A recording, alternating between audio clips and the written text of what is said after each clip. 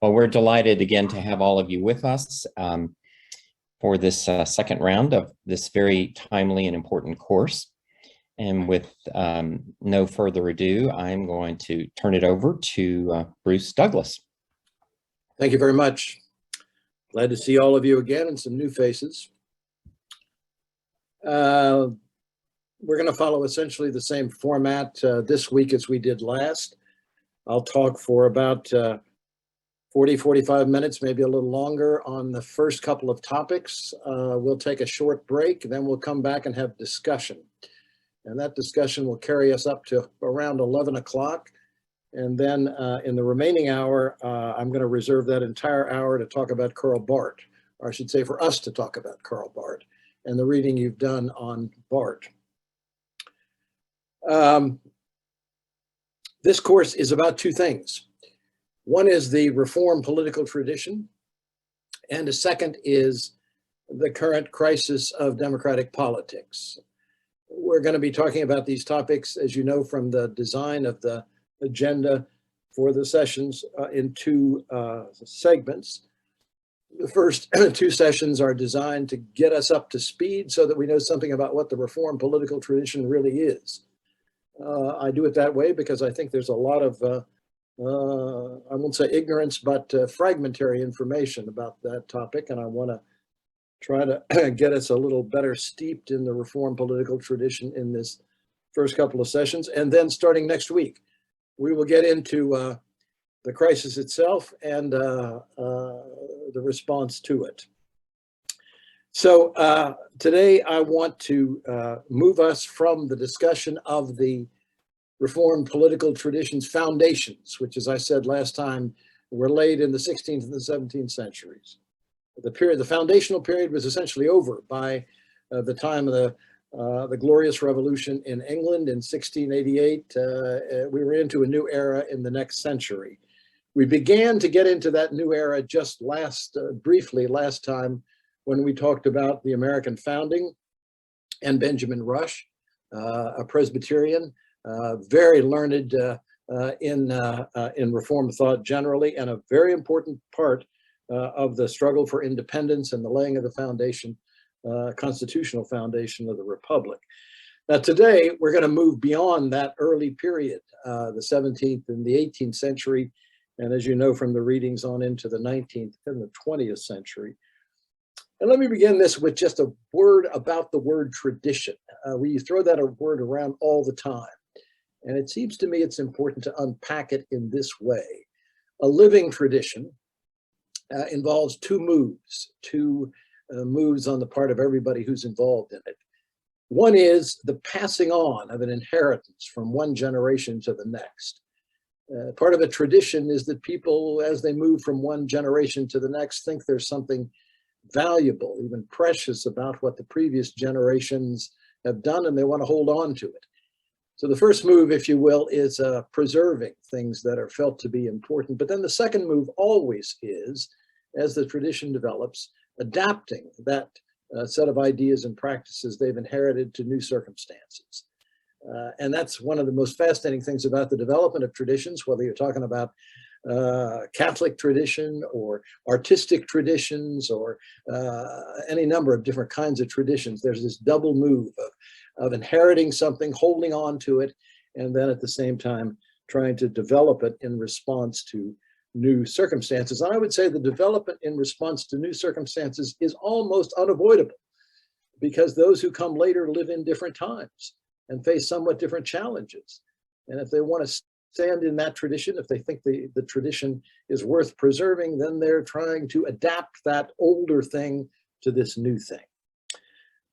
Today, we want to talk about the adaptation process in three parts which I think are just crucial for understanding the linkage between the founding ideas and our own time.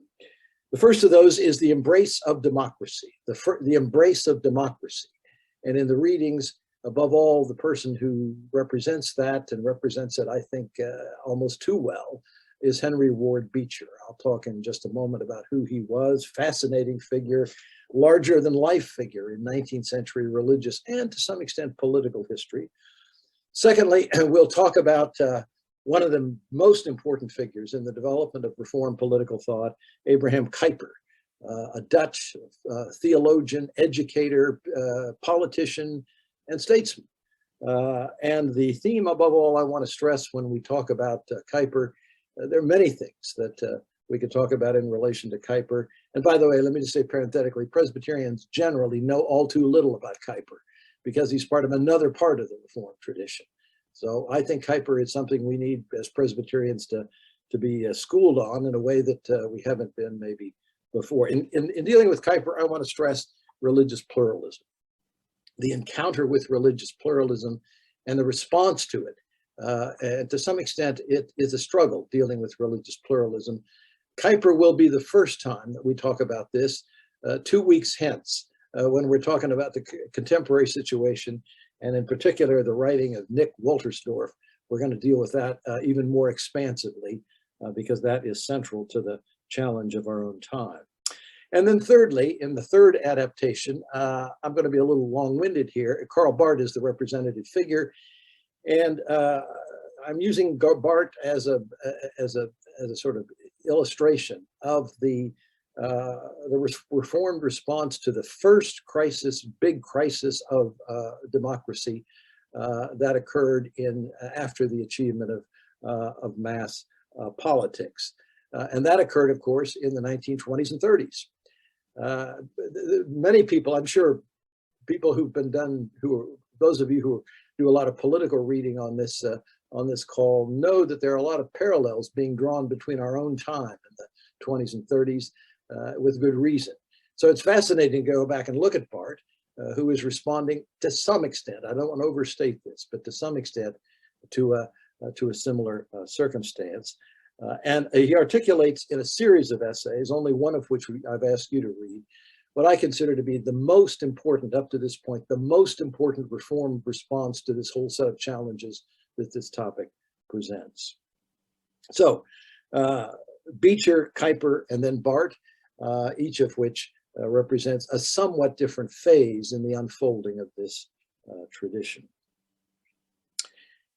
In talking about Beecher and the embrace of democracy, that's the general topic I'm going to be discussing for the next 20, 25 minutes or so. The embrace of democracy, I want to begin with this observation. The foundations of the Reformed political tradition were laid in a pre-democratic age. Let me say that again. The foundations of Reformed political thought were laid in a pre-democratic age. And I'm using the word democracy there in the most common, you might say, straightforward meaning, and that is political equality and popular sovereignty. Political equality and popular sovereignty. Initially, one man, one vote, then one person, one vote, and of course, the idea that ultimately the authority with regard to political matters lies with the people themselves. That's you might say, the core idea of democracy. There are many different, I assure you, next week we're going to unpack that in great detail. But initially, let's start with that idea.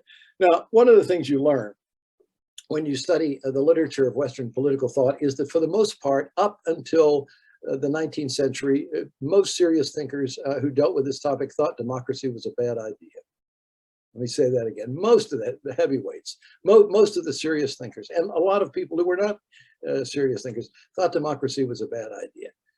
And the main reason for that was that they did not believe in equality, at least with regard to politics. They did not believe in equality with regard to politics. Their assumption was that the vast majority of people simply don't have the knowledge and skills to be at all sensible, let alone wise, in political matters. So it was a pre-democratic age.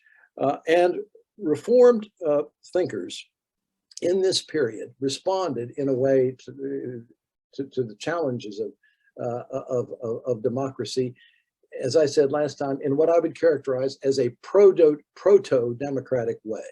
Proto-democratic way. Their thinking is proto-democratic. Even Calvin, who was no friend of democracy, they responded in a proto-democratic way, meaning their ideas were pulling them in the direction of democratic claims without actually making them. They were drawn in that direction. And their sort of compromise in all of this was, and I said this last time, either they favored a mixed regime, either a constitutional monarchy or a republic, a constitutional monarchy or a republic. So that was the sort of, they were, both of those ideas pulled in a democratic direction without actually, you might say, sealing the deal. Now, what happens in the late 18th and on into the 19th century is just fascinating. This is the age in which mass politics finally emerges, at least in the West. The 18th and on into the 19th century is the time in which mass politics, in which the common man finally gets a role in public life, indeed demands a role in public life. And that works itself out in a process which I believe is still extending right on to the present moment. An ongoing series of demands, one after another, to expand the franchise, to expand the power of the electorate. It starts really in the time of the French Revolution and the American struggle for independence, and then unfolds in one country after another over a period of centuries. It starts predictably, all of you know this, I'm sure. It starts predictably with a focus on white males, white and more specifically white free males. There are all kinds of different class distinctions that can be drawn, but at the beginning, sort of the democratic move is to say, well, at least white free males should be included in the electorate. They should get the vote. They should have votes that count, that matter for something, and are not just show. And then over a period of time, there is an expansion of the number of people, the range of people who, within the category of white males, who should qualify as voters. First the middle class, then the working class, etc. And then added on to that, not far after, are women and also people of color. And in the 19th century, you have a sort of stew of those different impulses, all pushing in the direction of increasing democratization. I stress that because sometimes people just don't realize how recent the appeal of the democratic idea is. For centuries, millennia, this was considered a stupid and really dangerous idea. And then there's this profound shift that takes place in the late 18th and on into the 19th century, where the mood, the climate, and the practice begins to change. Let me just illustrate with respect to England, how, which very quickly becomes a kind of model in people's minds, how complicated this process was. It wasn't until 1830 that the gentry, the English gentry, that is people of substantial property, began to have significant political power. And they had to fight for it. It was almost came very close to being an insurrection. And then in 1867, some members of the working class were given the vote. And again, it was so turbulent that John Stuart Mill, who lived through it, said, we're going to have a revolution any minute here. And then an expansion of the electorate even farther in the 1880s. And then finally, only after the First World War, do you get the expansion of the vote to include some women, not all women, by any stretch of the imagination. It isn't until 1928, it's really remarkable, until 1928 that the franchise is expanded more fully to include all adult women. And the same thing, of course, is unfolding in France and Germany. And this is a very turbulent process in which there are, it's marked by insurrections, bloody revolutions. And a lot of that is just about democracy, about how much power is going to be invested in the common man and eventually the common woman. And by the way, as I'm sure you picked up in doing the Beecher reading, this is intertwined with the race struggle because one of the issues in the race struggle is, well, if you're going to free these people, these slaves, these African-American slaves, look, good Lord, are you going to give them the vote? And then, of course, there are debates even among abolitionists about that. So you've got this sort of triangle: class, race, gender, all woven together in an intense struggle. I used to say in my classes at Georgetown, students oftentimes are just kind of amazed by this. The battle over democracy for much of the 19th century was every bit as intense, maybe more intense, as the battle over race in the United States at the time of the Civil War, or abortion today. And by the time I mentioned abortion today, people would start nodding their heads. Oh, that's what he's talking about. That kind of intense battle. Now, with that long-winded wind-up, let me now make a point. The Reformed response to this great upheaval that's taken place all the way through the 19th century, and then, of course, on into the 20th century. The most important thing to grasp about this with regard to our particular tradition is this. On the whole, Reformed political actors and thinkers responded affirmatively to this trend. Let me say that again. On the whole, Reformed thinkers, Reformed political actors responded affirmatively to the push for greater democratization. And that is in sharp contrast, let me take the extreme contrast, to the Roman Catholics, but even to some extent the Lutherans, and even to some extent the Anglicans. The Reformed tradition was at this point sort of yielding the consequences of that proto-democratic tendency that it had all the way along. Now, to be sure, the affirmative response to this was mixed in with all these ideas that I talked about last week about the mixed regime and the need for proper leadership and all the rest. Nonetheless, if you'd ask somebody in the Reformed tradition, Presbyterian Congregationalists, say in the United States, is expansion of the franchise a good idea? They would say yes. Sometimes they would qualify it in certain ways. And by the way, a lot of them would say that unambiguously. I'm going to talk about that with regard to Beecher in just a second. Would say that unambiguously. It's good for white males to get the vote. It's good for white females to get the vote, or white females to get the vote, and also for African Americans. 1, 2, 3. Not all, to be sure. And that was, needless to say, more true in one part of the country than the other. So the Reformed response to this pull, this powerful pull, this magnetic pull in a democratic direction was on the whole positive. And I would say that's a product of, a fruit of, the seeds that were sown back in the 16th and the 17th century. There's a kind of Reformed DNA on this topic, which pulls in a certain direction as the events unfold in the 19th and the 20th century. Henry Ward Beecher. The dates on him for him are 1813 to 1887. 1813 to 1887. He is a rather important figure in the 19th century. He is not important, however, in terms of the history of ideas. He's not a major consequential figure in the way that Kuyper or Barth are. So I'm using him here more as a representative of a mood that was developing. But he's a fascinating figure. He came, of course, from that famous Beecher family. And I know from looking at this set of faces that I can tell there are a lot of people who know what I mean when I say the Beecher family. One of the most famous families, frankly, in American history. Lyman Beecher was the patriarch.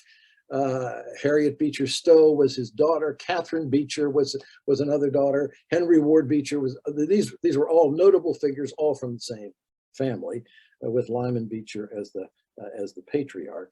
And the fascinating thing about them is, from our sort of Reformed history, is that they sort of wandered back and forth between Presbyterians and Congregationalists. Some of us can sympathize with that. Sort of wandered back and forth depending upon what the occasion demanded. In the case of Henry Ward Beecher, for example, he served in the pastorate in 2 Presbyterian churches, and then he wound up in a Congregational church. By the way, I see the Wilkins on this screen, and I will just say that one of the churches at which Henry Ward Beecher served was Second Presbyterian Church in Indianapolis, Indiana, where Harriet Wilkins for a while was a member. By the way, one of the more better known churches in the country today. It's large and flourishing and so forth. Henry Ward Beecher was the first pastor of that church. He was educated in Amherst. He was then went on to Lane Theological Seminary in Cincinnati. And he was known as a liberal Calvinist. Let that sink in. Liberal Calvinist. And above all, what that meant, and I think probably he's in anticipation of a lot of what we now see in Presbyterian pulpits, at least. I won't speak for the Congregationalists today, but he was somebody who did not believe in hell, or at least thought it was not very, very important to talk about hell. And he and his father had intense controversies about that. He thought his father was far too negative in his theology.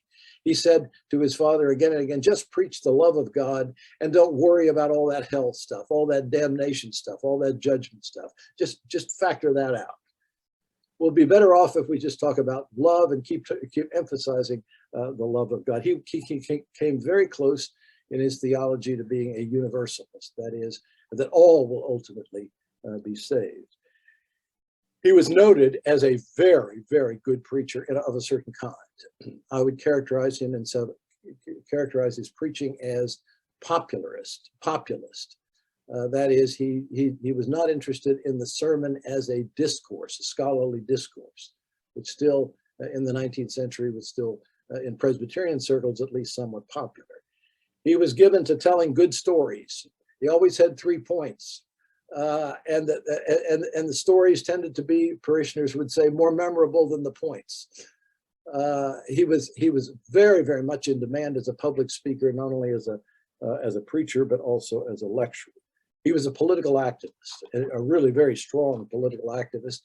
And one of the interesting features about Henry Ward Beecher, and I think he can be viewed here as a representative figure, in the 19th century, it was very common for people in that world, Congregationalist, Presbyterian world, people in that world, for the pastors to be very active in public affairs. They were out there in the community. They were very, very well known in, of course, not just the local community, but state politics, national politics. And Henry Ward Beecher was one of those people. He served, as I said, 2 very well-known churches. He was the founding pastor of the Second Presbyterian Church in Indianapolis. And then he went on where he was really famous to become the pastor of a very, very influential congregational church in Brooklyn, New York, Plymouth Congregational Church, where apparently he would preach to thousands. People had to line up to get in to hear him preach on a Sunday morning. His political activism focused on 3 things. Number 1, abolition of slavery. He was a rather militant abolitionist. And just to give you a sense of that, if you went to Plymouth Congregational Church, and you probably picked this up from the reading, if you went to Plymouth Congregational Church, you might hear that there's going to be a special offering. You wouldn't necessarily hear it, but sometimes you would hear that there would be a special offering taken up to pay for weapons for the Union Army. Sometimes known as Beecher's bullets. Beecher's bullets. He used the call for giving funds in the church to give active support, material support to the Union cause. Secondly, he was a strong advocate of women's suffrage and played a very active role in parts of that movement. And then finally, temperance. Those were his 3 big causes, and he was active on all fronts all the way through his adult life. Now, the text that I've asked you to read is a very, very, it seems to me, interesting and relevant text for thinking about the theme of the Reformed embrace of the democratic idea. He was, as that text illustrates, and this is pretty illustrative of his whole adult life in thinking about this problem, he was an enthusiastic proponent of democratization. Let me say that again.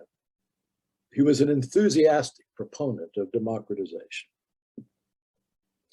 He said this opening up of the franchise, which had already begun in the Jacksonian era, this opening up of the franchise is a really good thing. We want to not only embrace it, but promote it and make it expand so that more and more, and when asked, as he was often as an abolitionist, would you allow these freed slaves to vote? Absolutely, he said, absolutely. We need to get them involved in, and as I'm sure many of you know, that was a very, very important part of the debate about the abolition of slavery. What are going to be the political consequences of that? But not only did he embrace that idea, but he did so on grounds that are very interesting. And again, from the reading, they're so clearly articulated there, I need not say very much. The premise is this: the inherent value of the thinking of the common man, the inherent value of the thinking of the common man. I want to make a distinction here. You can say all of us are equal in the eyes of God. That doesn't mean we're equal in other respects. Many people would say we're all equal in the eyes of God, but when it comes to political talents, only a few of us have really the appropriate talents necessary to participate constructively in political life. Well, he's contradicting that here. He's saying there is inherent value in the thinking of the common man. Indeed, he suggests in that reading that there's a kind of potential for not only virtue, but wisdom in the common man. There's a potential for virtue, and now he qualifies it in a good Reformed way. I'm sure most of you picked this up. He says, yeah, but this potential could only be realized if they're well educated, or properly educated. Not a bad point, I might add. Oftentimes that's addressing the concern of somebody who says, well, this is the hoi polloi. These are people who can barely read. Why would you involve them in public life? And the standard response of somebody of Beecher's way of thinking is to say, well, I'm not talking about their present condition. I'm talking about the education they need to get. But of course, that claim about education led very quickly to an insistence upon the importance of expansion of educational opportunity for the common man. That was a sort of package that was part of this way of thinking. He goes pretty far in this direction. I'm going to say excessively far in this direction, because there are phrases in that text which suggest that there's a kind of nobility in the common man, which of course it's a potential to be sure, but there's a kind of nobility in the down-to-earth practical thinking of the common man. So we want them to be involved in public life. We want to draw them into public life, and that'll be a corrective to some of the other tendencies that are at work in our public life. And then, of course, he has this very sharp contrast, I would say fairly typical of abolitionist thinking, sharp contrast between the potential wisdom of the common man and in the free states. In the states where slavery is discouraged or not practiced at all, versus, and I'm going to use a harsh word here, but it seems to me it pretty well captures the thrust of his thinking, the decadence of the slave-owning South, the decadence of the slave-owning South. And part of the reason many reasons he has for wanting to get rid of slavery is that he thinks it creates just a kind of decadence in the whole culture. And one of the great things that will happen when slavery is abolished is that will be overcome. Let me summarize what I'm saying here by saying what we've got in that text, and it's not unrepresented, what we've got in that text is an uncritical embrace of mass politics. Let me say that as succinctly as I can, an uncritical embrace of mass politics. And I'm implying something there. I think an uncritical embrace of mass politics is a very problematic idea. We're going to get into that more next week. But he clearly reflects a kind of enthusiasm for mass politics, which is rather uncritical. And I might add, there is a kind of naivete in what he has to say about political institutions and the difficulty of implementing all of this and implementing it in a way that will be to answer the challenge of the critics of democracy. There's no another way to put this is to say there is no hint of what we found in the earlier thinkers, an awareness of the complexity of political life. If there's any strength that the founding fathers of the Reformed political tradition had was a keen appreciation of the complexity of political life. It's not simple, it's complex. That's why Calvin and others insisted upon mixed regimes, where you mix together various different elements. The last thing I want to just say about Beecher before going on to the next author is this. There is no mention in this particular text of religion. There's no mention of religion, but I can fill that blank in for you very quickly. We know from studies of the Beecher family, studies of Henry Ward Beecher, and many other figures who were allies of his, the following, that he assumed something. All the way through that text, something is assumed, and that is a white Protestant dominance of American life. This is a white Protestant country. Let me put it a little sharply. By God, we created this country, and we need to be in charge of it, because if we're not in charge of it, it could go the wrong way. It could go off the rails. There's a famous text. I didn't put it in your reading of this, but there's a famous text by his father, Lyman Beecher, called Plea for the West, in which he articulates this powerfully and does so in a way that's very explicitly anti-Catholic. Because right on the threshold, this is right in the period in which Catholic immigration is beginning to move into the public consciousness of Americans, and the worries about it that it generated among white Protestants. Lyman Beecher says it is very important that we hold on to the leadership of this society, lest its democratic promise be lost, lest its democratic promise be lost. I think that's probably pretty close to the thinking of the Son. The Son, in embracing democracy, is assuming that democracy is an idea which is particularly conducive to the way of thinking and practice of Protestants, and that Protestants are the people who will need to be in charge if its promise is going to be realized.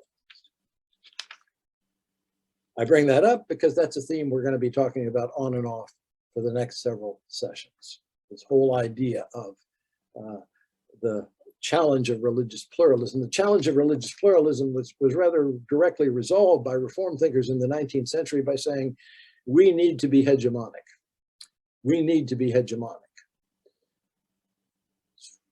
Put it in the, you might say, the most polite form. It's okay for some other people of other faiths to come here, but they should not be in charge, and they should not assume that they're going to be in charge, or even that they're going to play a very large role in the shaping of the destiny of the country. Now, I'm tempted to open it up, but I'm not, because I want, for reasons of time, to get Kuyper before us before we have our discussion. So let's turn now to Abraham Kuyper. And I want to call your attention to, at the outset, to the fact that this piece from Kuyper, a very important piece from his lectures on Calvinism, comes from a later time. The lectures were given in 1898. In 1898, the end of the century, and it's a different era. A few decades later, industrialization is in full throttle. This is industrial societies that we're talking about. Pre-Civil War America is not an industrial society. The industrialization of the United States, the industrialization of many countries, unfolds in the latter part of that century and on into the next. And Kuyper is living in a society in which industrialization is moving rather aggressively forward, and it is transforming the politics of the society and a lot of other things about the society as well. And Kuyper, very representative Reformed thinker in this respect, takes for granted mass politics, doesn't debate its merits at all, takes for granted mass politics. And he takes for granted the need to accommodate mass politics and all that entails, big political parties, mass communications, an electorate which is large and growing. And he's a man who has enormous experience in that world. That's one of the most fascinating things about Kuyper. Kuyper is maybe singularly among the great contributors to the Reformed political tradition, a man of real political experience. It's not just something he's read about in books. It's not just something he's observed from a distance. He is in there. He is, in the strongest sense possible, somebody of rather extensive political experience. He's a fascinating character. He's a fascinating character. My temptation when I'm reading about Kuyper is to want to read 3 more other things, because when you read about his life and his thought, it's just, he's a remarkable figure. And I'm just going to, in a few sentences here, try to summarize that for you. He was born in 1837. He died in 1920. He was, sometimes when I read about Kuyper, I think there must have been 3 of them. This guy must have been cloned a couple of times over, given all that he accomplished. He was a clergyman, a theologian. I would say not a theologian of great consequence. His significance is much greater as a political thinker. He was an educator. He was a political activist. He was a statesman. And on the side, he created about 5 institutions. He was the head of a movement. And the movement came to be known as Neo-Calvinist. He was part of a Neo-Calvinist renaissance in Dutch politics in the latter part of the 19th and on into the early 20th century. He was a founder of, and here's the list, a university, a trade union, a newspaper, and a political party. I don't know when the guy slept. Can you imagine all these institutions? And by the way, many of them still exist. And note the range of that: a labor union, a political party, a newspaper, a university. Sort of, it's like it's kind of all encompassing. And now to complete the sketch, for a brief period, he sat in Parliament. I should add that. You see, he was a member of Parliament for several decades. And between 1901 and 1905, he was Prime Minister.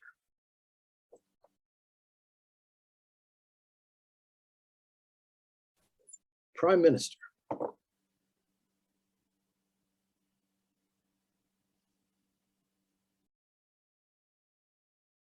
If you read that text, which I've asked you to read just portions of, by the way, the whole thing is really, really fun read, lectures on Calvinism, the whole thing, because it's got very interesting discussions of science and art.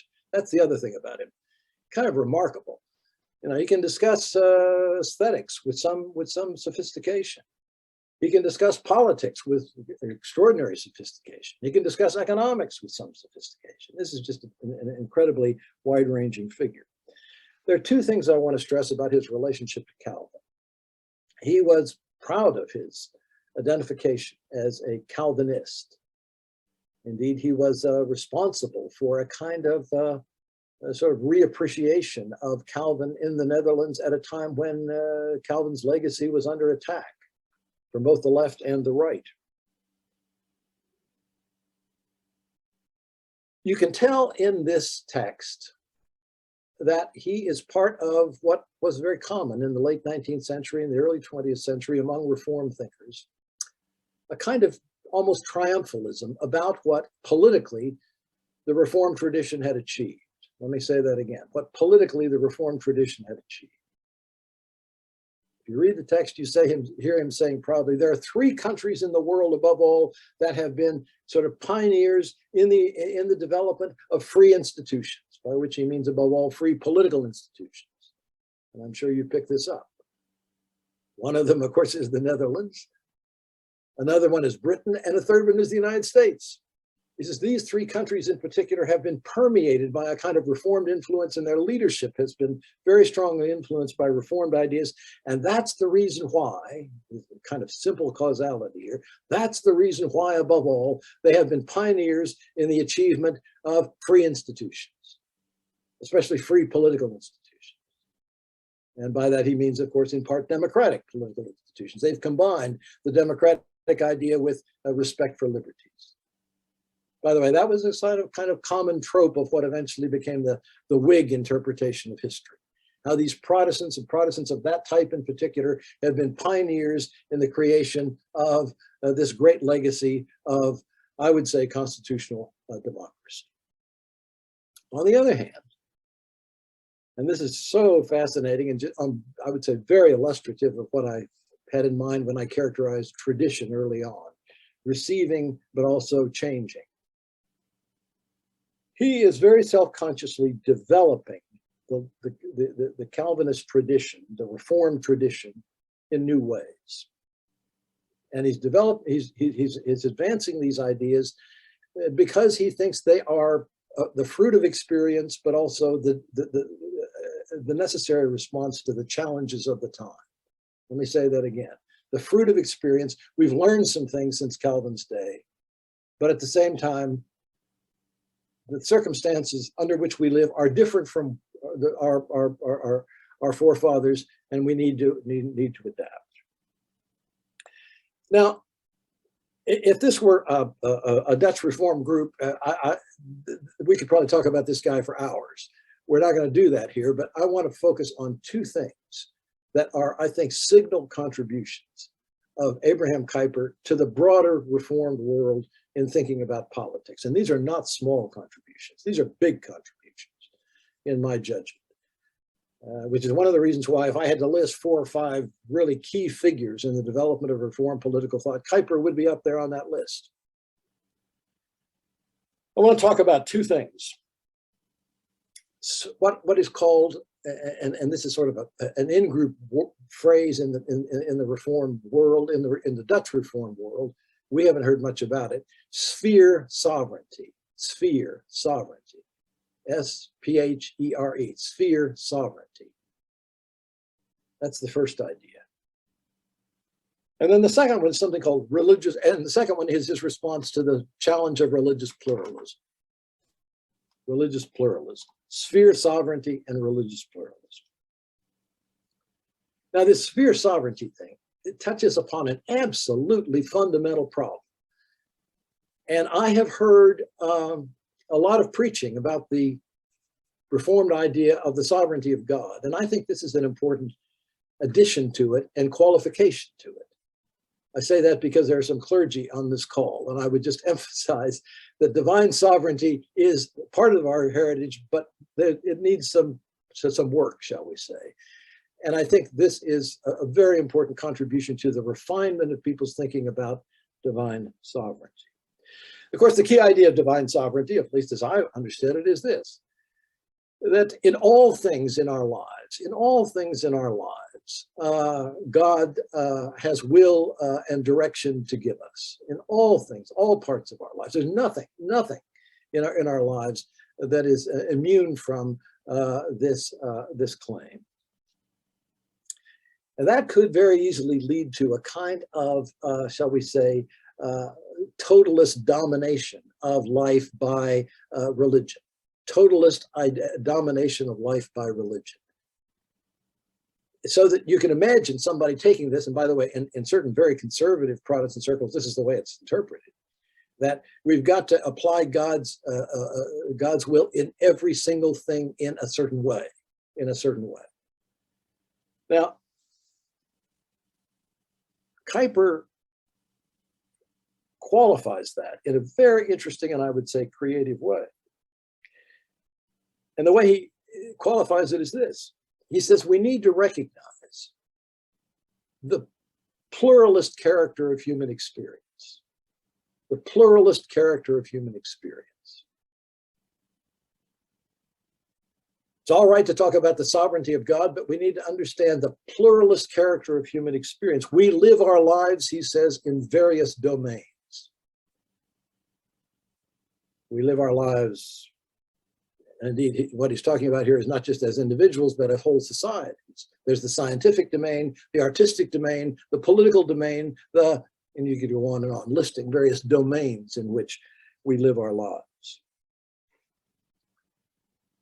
So we have these different domains. And then he goes on to make this really fundamental claim. He says, in each of those domains, there is a distinctive set of purposes and practices to be pursued. In each of those domains, there is a distinctive set of purposes and practices to be pursued. And for that reason, the autonomy of these domains needs to be respected. The autonomy of these domains needs to be respected. So the church should not be telling the scientists what to do. The church should not be telling the artists what to do. The autonomy of the different domains is something which needs to be respected. There is presumably the will of God in each of these domains, but that needs to be discovered and lived out by the people in that domain.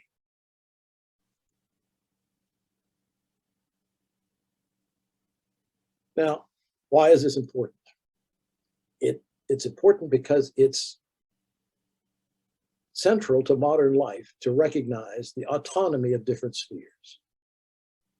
That's one of the things which has differentiated modern life from pre-modern life, especially medieval life. Modern life, one of the characteristic features of the process of modernization is a separation of spheres out, each having its own autonomy.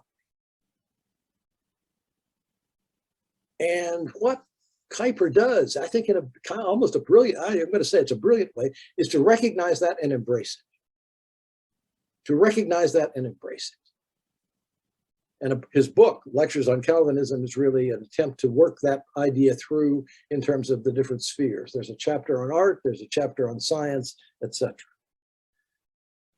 It's also closely related to one of his central ideas, which is a free society. A free society, which is a term of great importance for him as a description of what he thinks is desirable. A free society recognizes the autonomy of civil society. A free society recognizes the autonomy of civil society, not central direction from some particular central place where all the ideas are sort of imposed upon the rest of the population. A free society recognizes the autonomy of civil society. That's the first thing. The second thing is religious pluralism. And let me talk now about that for a few minutes, and then we'll take a break. It's in talking about religious pluralism that Kuyper is most explicitly critical of Calvin. He says in this chapter and in other places even more, I would say pointedly, Calvin's thinking about church and state was medieval.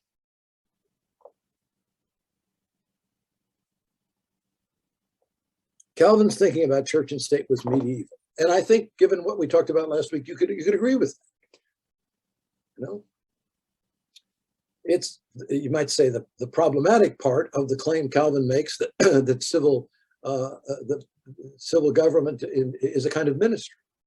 Well, that comes pretty close to implying that the civil government and the church are working hand in glove. Medieval, and he says, through experience, we've learned some things which lead us appropriately to move away from that. Calvin's thinking was too medieval, and he might add some others in that list. John Knox, medieval.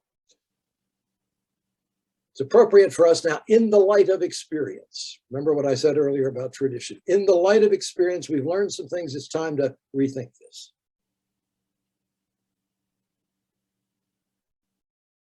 We've come to see, first of all,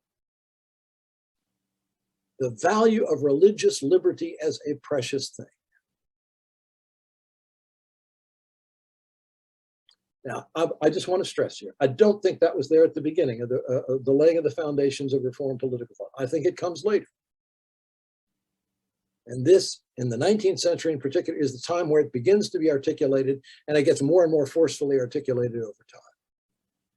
And Kuyper is a good, not only does he embrace this idea, but he has got arguments for it. That's the key thing here. He's got arguments. He's got persuasive arguments, it seems to me. We've come to see that religious liberty is a precious thing, he says in one passage, a precious thing. By the way, this is what the Roman Catholics in the Constitution on Religious Liberty will say at the time of Vatican II. Kuyper is saying it before the turn of the 20th century. But then he goes on to say the following: we have come to see that religious liberty is a precious thing, and a natural byproduct of religious liberty is variety, is diversity. people, even within the Christian family. He says there are different ways of being a Christian. There are different ways of sort of understanding the faith and practicing. And then he goes on to say, as far as I'm concerned, a democratic society, it's one of the hallmarks of a democratic society to respect not only the need for the liberty, but the diversity as well.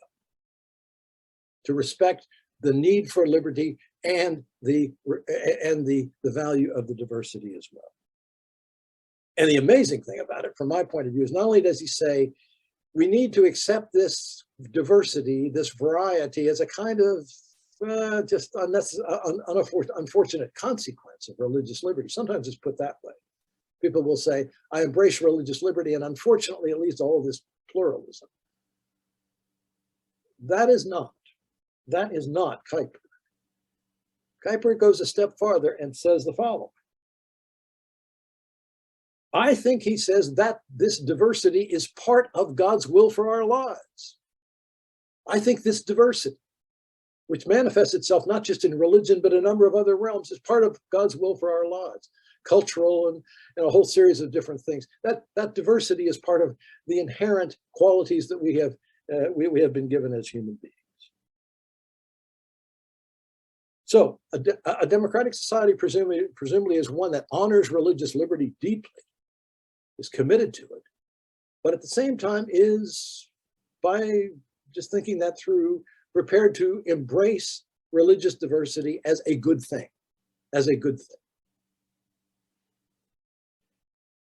Now, I'm just about done, but I want to add one crucial supplement to this. You're going to say, yeah, but he was living in a time when there wasn't much religious diversity. That is, in his own context. And that's right. That's true. But he was, in his extraordinary sort of resourcefulness as a person and intellectually, well aware of religious diversity in the wider world. And when he was voted out of office as prime minister, which was a bitter pill for him to swallow, says this is nothing like defeat in an election to make it sour. He then embarked upon a journey of something like 10 countries in the Mediterranean area. And one of his main purposes in this journey, which took him about a year, he went to various sites, was to get sort of close-hand exposure to Islam. He was very interested in Islam, partly because of his experience as prime minister and the encounter in other parts of the world of people in the Dutch colonies with Islam. And so he went and did this kind of amateur anthropological study, going to various sites and worshiping, trying to participate as a participant observer, we would say, in Muslim worship and so forth, talking to imams and so forth. And he wrote a little book on Islam. And this book is just fascinating. It is, I would say, an anticipation of some of the stuff which is now being written on the relationship between Islam and Christianity. It is, to be sure, written by a man of that time and not our time, but here's the thing that's so interesting about it. You might expect him just to bash Islam. That would have been fairly typical of the time. Islam is evil. No, it's more complicated than that. He actually uses the phrase Abrahamic faiths, the three Abrahamic faiths.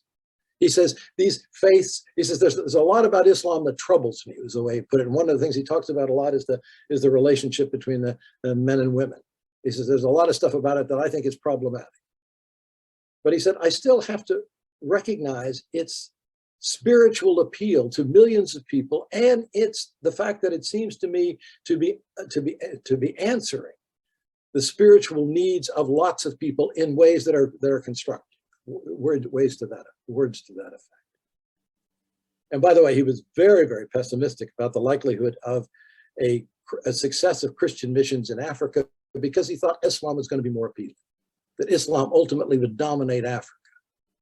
Turned out to be wrong about that. Turned out to be quite wrong about that. Nonetheless, in his writing about Islam, there's very clearly an attempt to in a theologically, I would say, rather sophisticated way, appreciate certain quality. And another thing he emphasizes, by the way, he says, one of the things we have to recognize about all of the Abrahamic faiths is that they're monotheistic.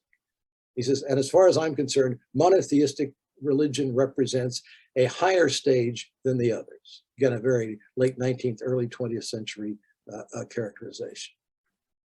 So we have in him, and of course the fascinating thing is he didn't really encounter it much in his own life in the Netherlands, but you have in Kuyper's own sort of treatment of Islam, you might say, the beginning of a kind of theology of dialogue with a religion that he, in thinking about its role in world affairs, finds very challenging and not entirely in a good way.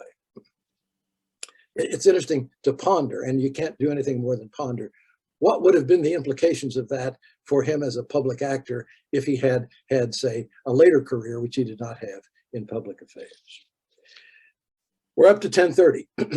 Let's take a 10-minute break, and then we'll come back and discuss for 20 minutes or so. Let's take a pause. Let's open it up for questions and comments. Floor is open.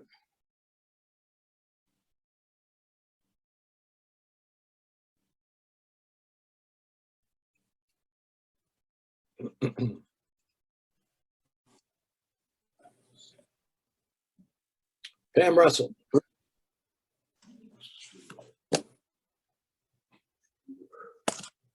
Unmute yourself, Pam. We seem to be following a certain line of evolution of the Reformed thought. And, you know, it seems to be somewhat linear. And I'm wondering, are there other lines that branch off of this kind of thinking that go in different places? Well, that's a great question. Let me say, any telling of this kind of story, especially in a compressed form, is going to be more linear than the facts. I would stand by what I have presented here as a reasonably good account of the main line, the mainstream of Reformed thought. But there are all kinds of, I would say, subcurrents that are countercurrents. Just to state the obvious one, there's a whole, especially in the United States, but not just the United States, there's a whole current which is supportive of the institution of slavery. We wouldn't have had a Southern Presbyterian Church if that had not been the case. And it wasn't just in the South where that thought what was alive and well. So that's the first thing. Something else that I have not really had occasion to be able to do justice to in this series, because we're interested in dealing with the other topic in the next 2 weeks, is the fact that there is in the Reformed tradition sort of, I would say, as a secondary strain, a kind of libertarian strain. If you go to the pages of the Heritage Foundation or the Cato Institute, you will find not just references to, but selections from the writings of John Calvin and various other people. And the implication that's sort of in all of that is that somehow that you find the foundations of current libertarian thinking in Reformed thinkers of the past. I find that just very implausible. But there were people at the time, particularly of the 19th century, when the discipline of political economy was developing, and there was a sort of social Darwinist part of it. There were people, especially in Scotland, especially a man called Thomas Chalmers, who were devotees of that, and they were very much a part of the Reformed world. So if I were Pam, if I were teaching a more complete course on the development of Reformed political thought, I would need to take into account elements like the ones I've just mentioned, and maybe some others. Thank you. I appreciate that. Thank you. The great thing about your question is it's just a reminder that any version of sort of focused and I would say abbreviated version of a story like this is just that. It's abbreviated. I think Betty is next.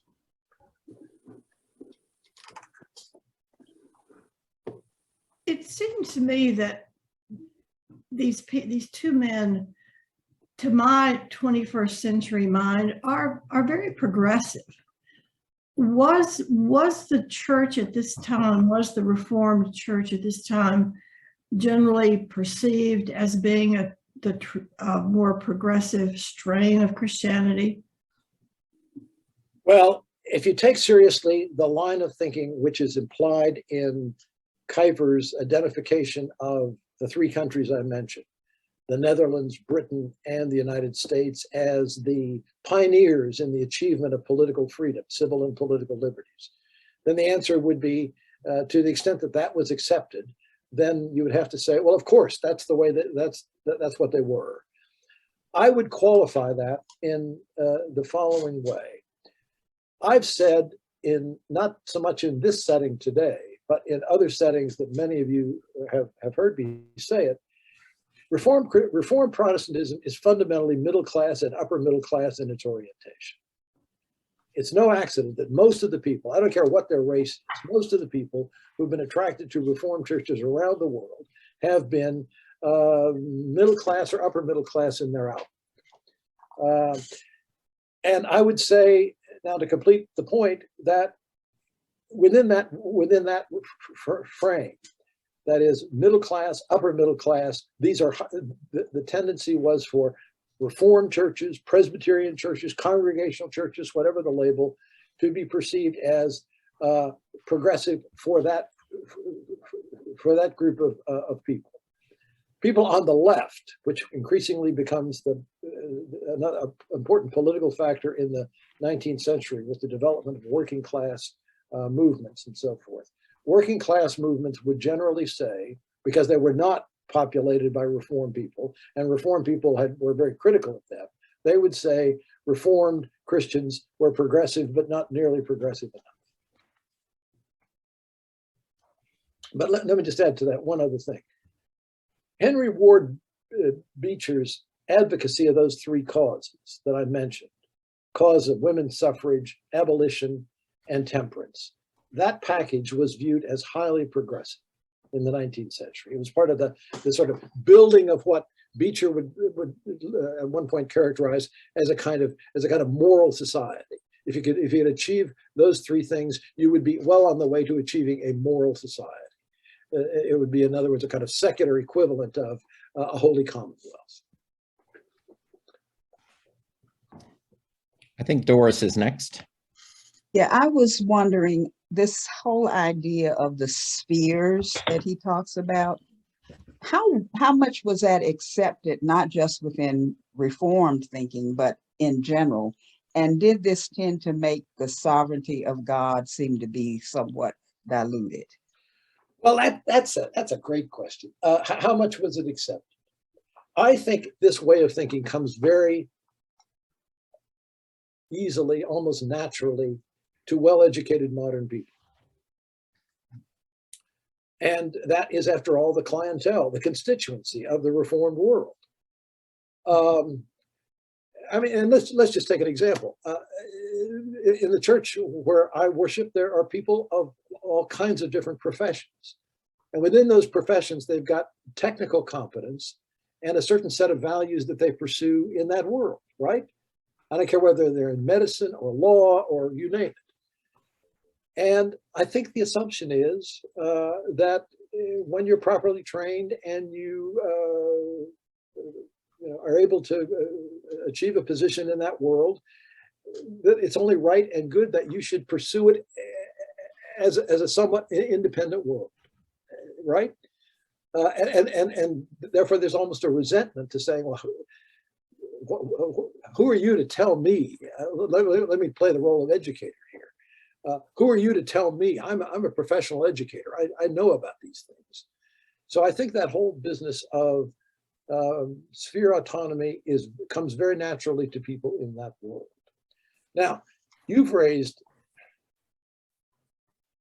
one of the most interesting and I think complicated theological questions in your second part of your observation. Does that dilute the sovereignty of God? Well, I think it depends upon how you think about that.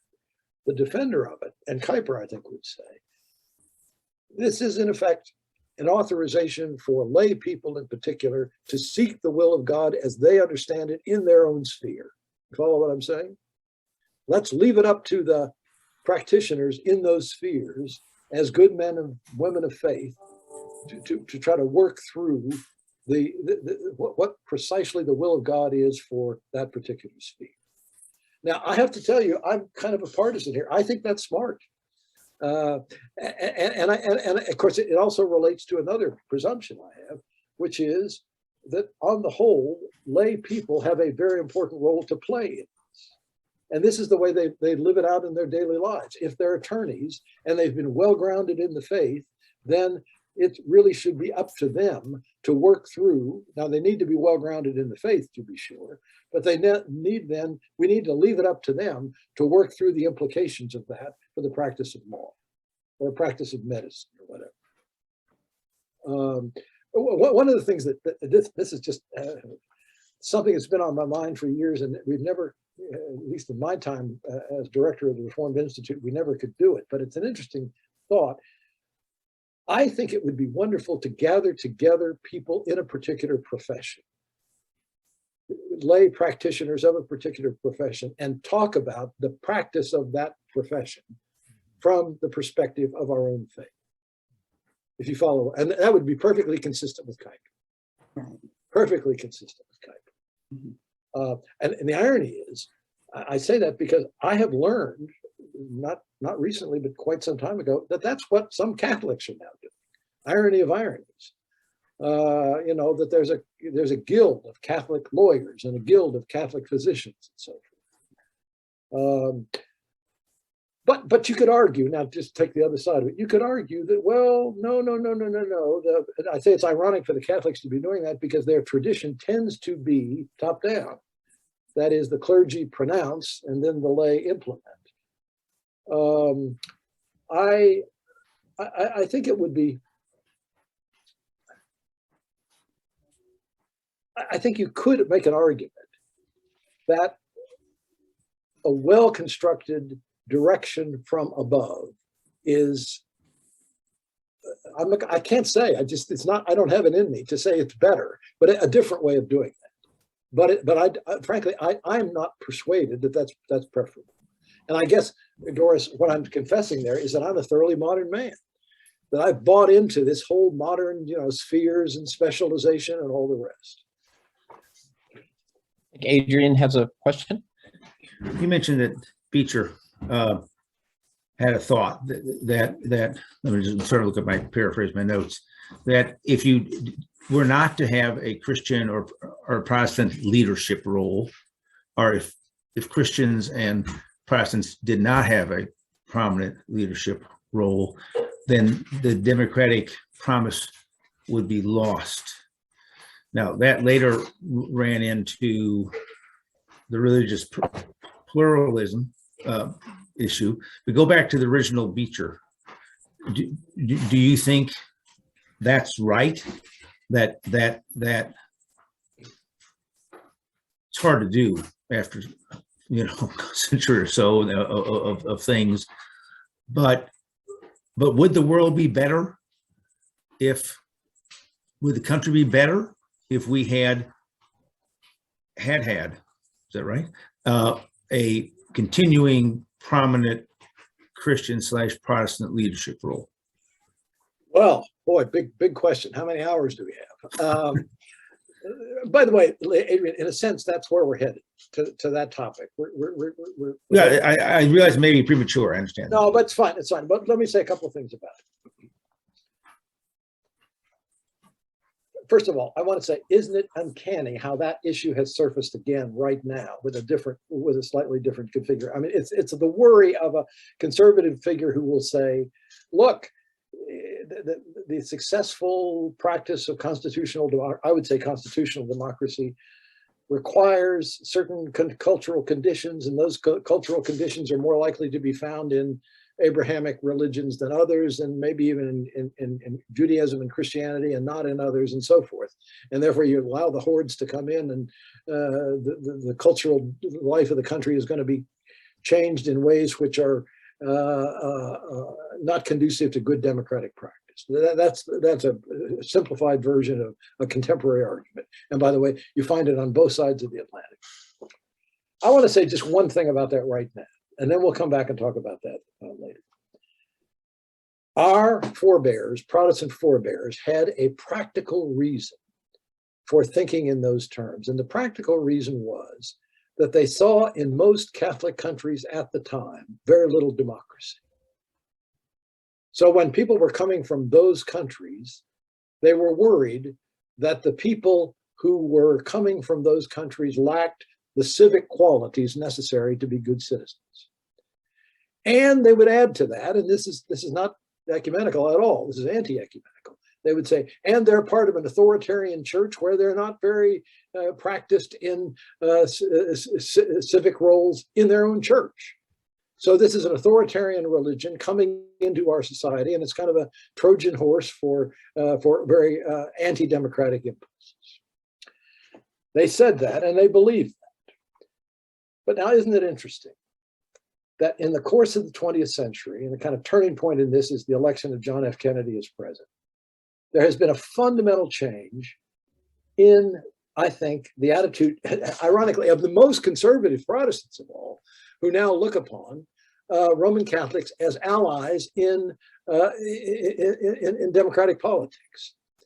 And I think part of the reason, I'm not one part of that world, but I would say in our world too, we sort of take for granted the fact that Roman Catholics generally are very good citizens and are allies in many civic projects. What has happened? Well, it's because the assimilation, I'm going to use that loaded word, the assimilation of Roman Catholics into our democratic politics over a period of about a century has demonstrated that they, in the process of that assimilation, have acquired many of the qualities which the 19th century Protestants feared they would never have. Follow what I'm saying? So you could argue that the experience we've had with Roman Catholics is a powerful counter argument to those who say when people come in and they come in from the wrong places, we're doomed. Believe you me, that's a short version of the argument.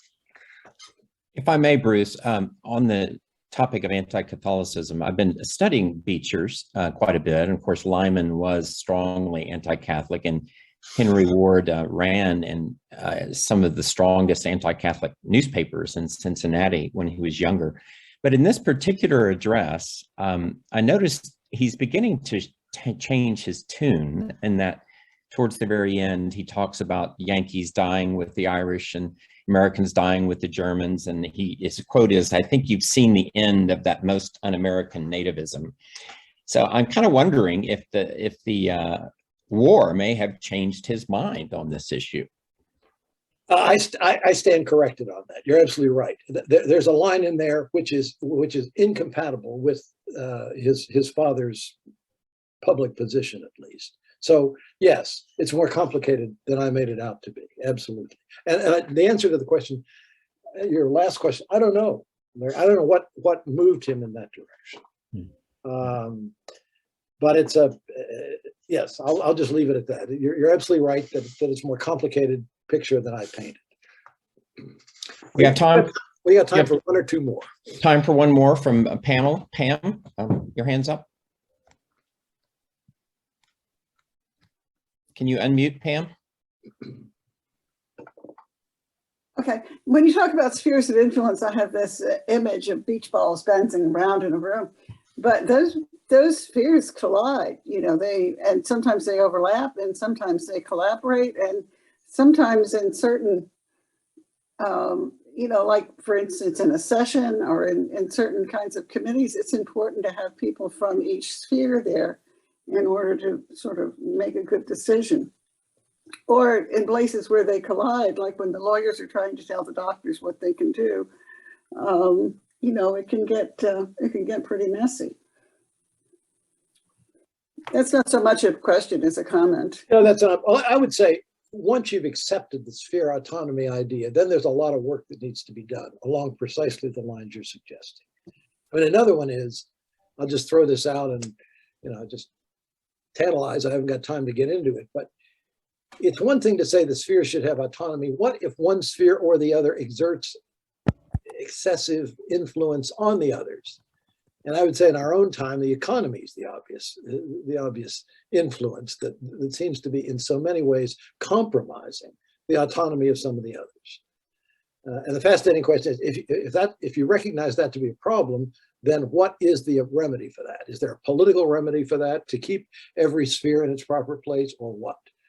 So, to embrace this idea, this, I think, wonderful idea, is to just begin a conversation. I don't see any more hands, so. All right.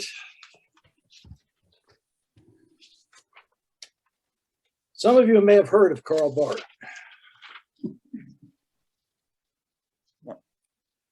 I came across a recent quotation from Barth that I have to share with you. Toward the end of his life, Barth was asked by a journalist what he thought John Calvin would have to say about Barth's own work. And Barth said the following: John Calvin I immensely respect and have been shaped by his thinking in so many ways, but he was not right on everything. And he's had a long time now in heaven to consider his mistakes. And I am sure, in the light of the awareness that that is produced in his mind, that he would approve immensely of what I'm doing. That's kind of the spirit of Barth. Karl Barth, the dates are 1886 to 1968. 1886 to 1968. He lived through the First World War, of course. He lived through the Second World War. And he lived through, I would say, some of the most intense part of the Cold War. German-speaking, Swiss. Isn't it interesting as we go along, these different sort of national experiences represented, Dutch, American, whatever. Here comes a German-speaking Swiss. He very briefly was a pastor in a church in Switzerland, but soon picked up an academic career and was an academic for most of his life, teaching in Switzerland, but even more in Germany, where, of course, he ultimately came into conflict with the Nazi regime. He was he would not like this term, but I would characterize him as not so much a systematic theologian as a confessional theologian. Arguably one of the great theological minds of the whole Reformed tradition, certainly one of the most important theologians of the 20th century in any part of the Christian world. And I think he's perceived that way. As most of you know, I spent my whole career in a Roman Catholic institution, and it's pretty common among Roman Catholic clergy and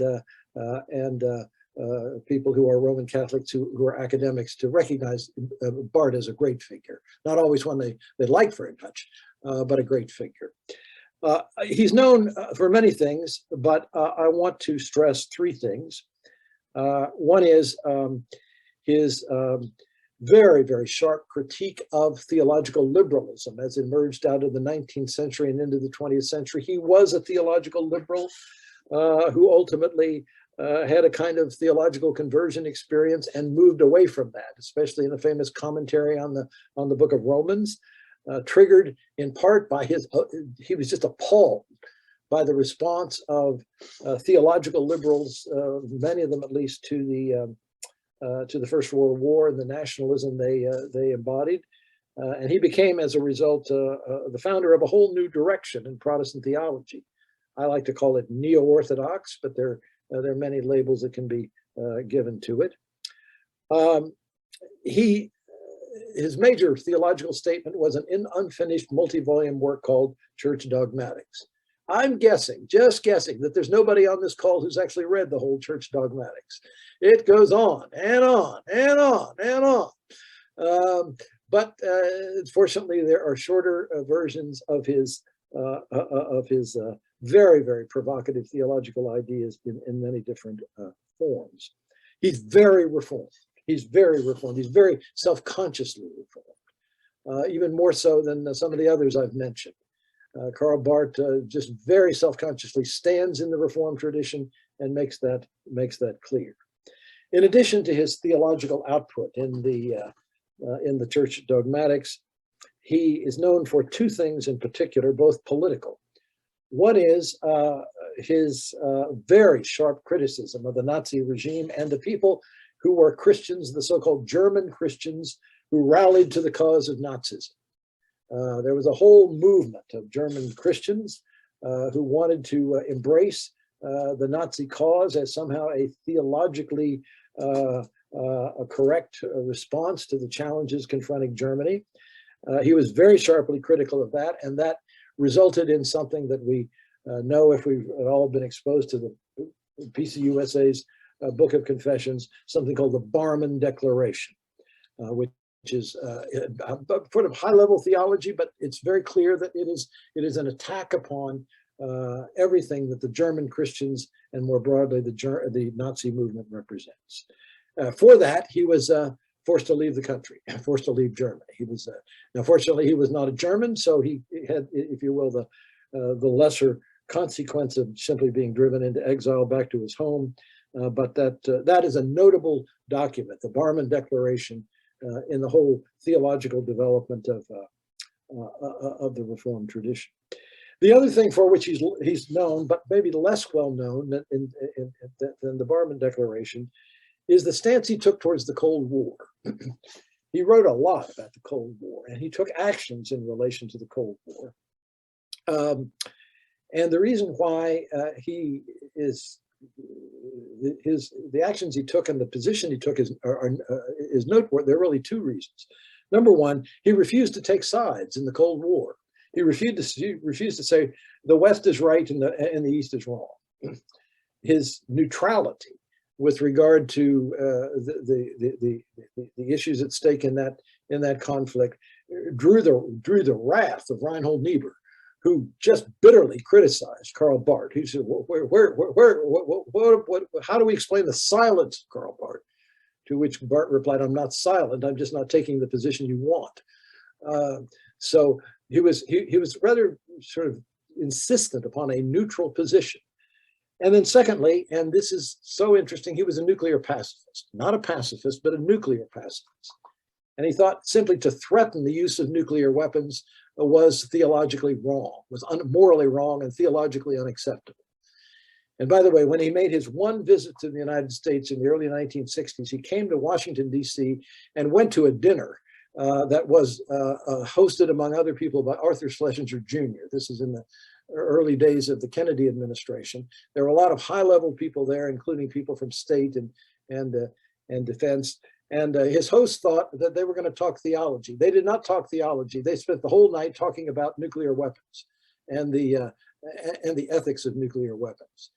And Barth, according to one observer, didn't give an inch, and that got a lot of people's ire up because they thought his position was wrong. But he said you should not. As a matter of fact, he went so far even at one point to say you should not have these weapons, because to have these weapons is to imply that you're on your way to using them. Why else would you have them? And of course, that was countered by a lot of talk about nuclear deterrence. All of that is background to what I want to talk about today, which is, of course, this piece, which I've asked you to read. But I want to just stress that the piece itself is part of a set of 3 essays, and I want to briefly call your attention to that. These were written in the heart of what I would characterize as the early 19th century crisis of democracy. I mentioned at the outset of this series of discussions this morning that there was a crisis of democracy, I would say more severe, frankly, than the one we're facing right now. in the 1920s and 30s, and he lived through that and wrote 3 essays, which are contained in that volume edited by Will Herberg that I commend to you if you're interested in this, but I want to give you those titles. One was an essay called Gospel and Law, which was published in 1935, Gospel and Law. They're all well worth reading, Gospel and Law. A second one was another essay called Church and State, which was written and published in 1938. Now just note those dates, 1935, 1938.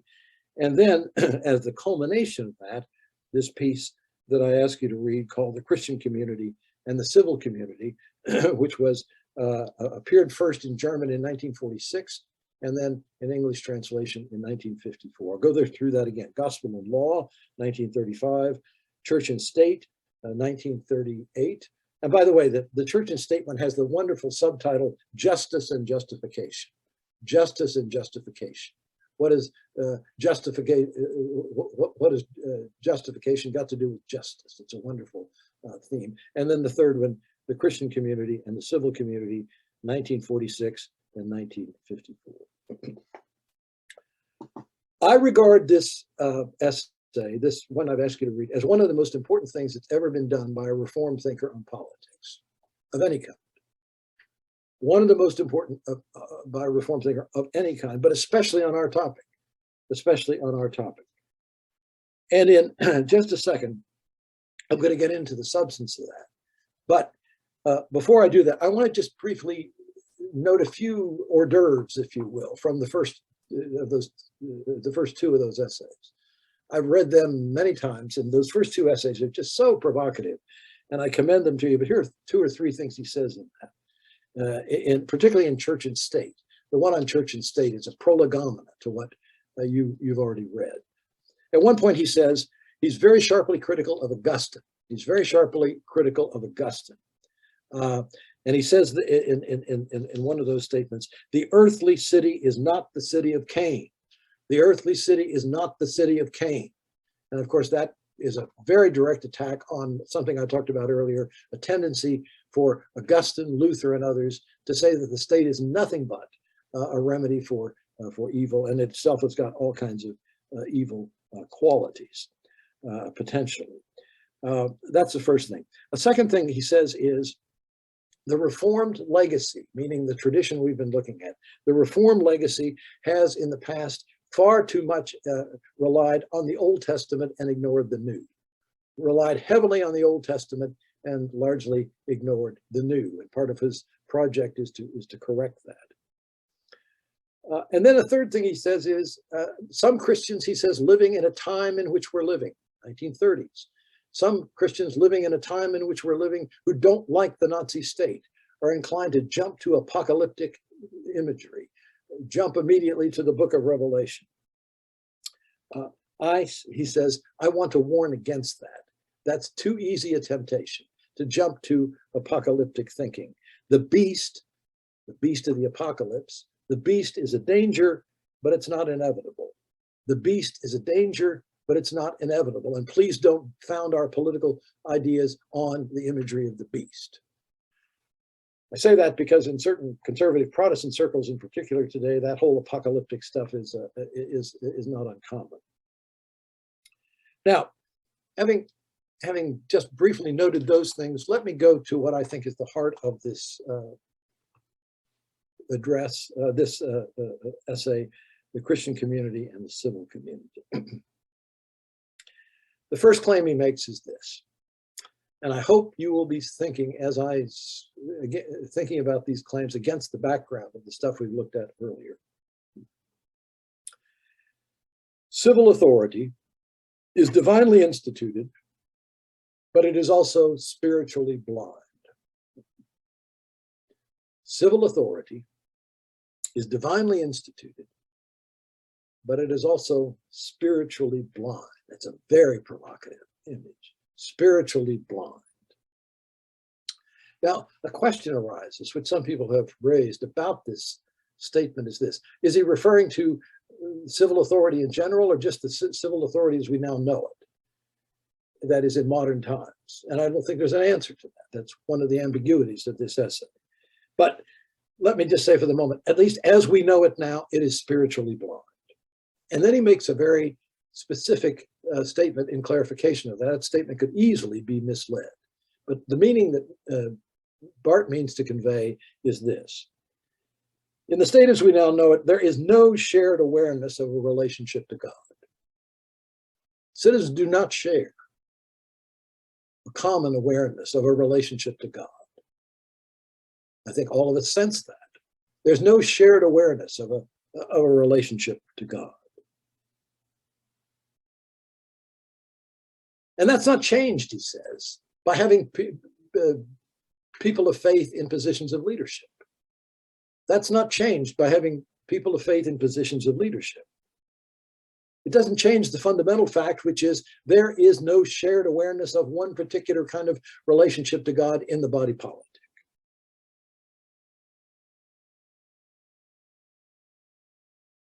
Even civil religion does not change that. I'm reading between the lines here, but even civil religion does not change that. We do not have a shared awareness among the citizenry of our relationship to God.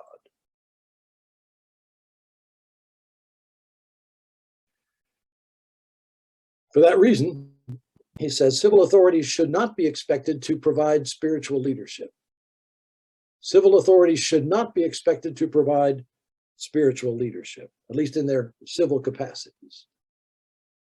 We shouldn't expect our kings, our presidents, our senators or whatever to provide spiritual leadership. It's contrary to the situation in which we find ourselves. Spiritual leadership, he says, is the job of the church. Now, let me just insert a parenthesis here. He keeps talking about the church, but he was not, as far as I can tell, a Christian triumphalist. So I would be inclined to say the job of the church and other religious communities. I think if somebody raised his hand and said, what about the imam? What about the mosque? I think he would say, of course. Spiritual leadership is the job of the church, the job of the religious community, not the civil community. And then he strongly suggests the following. It is dangerous for the state to be concerned, to conceive of itself any other way. It is dangerous for the state to conceive of itself any other way. In other words, to conceive of itself as a spiritual leader or a source of spiritual authority.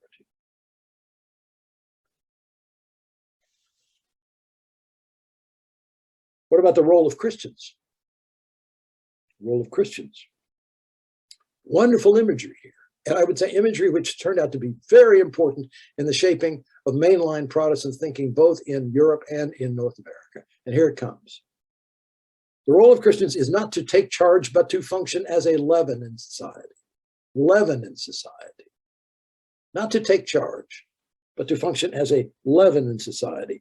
Seeking as much as possible to bring the gospel to bear in their own behavior, the way they conduct themselves in public life.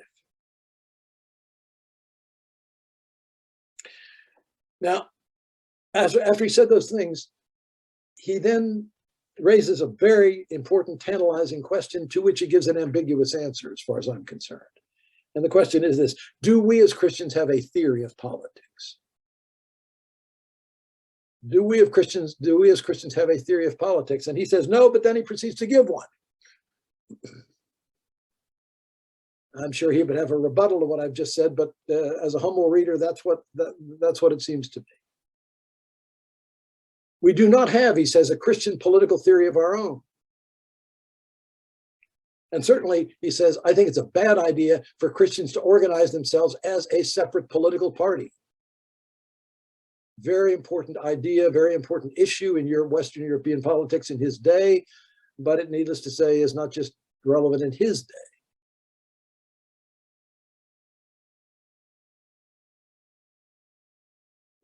The danger of a Christian political party, he says, or anything like a Christian political party, is that it turns Christianity into another interest group seeking its own interests over against other interests.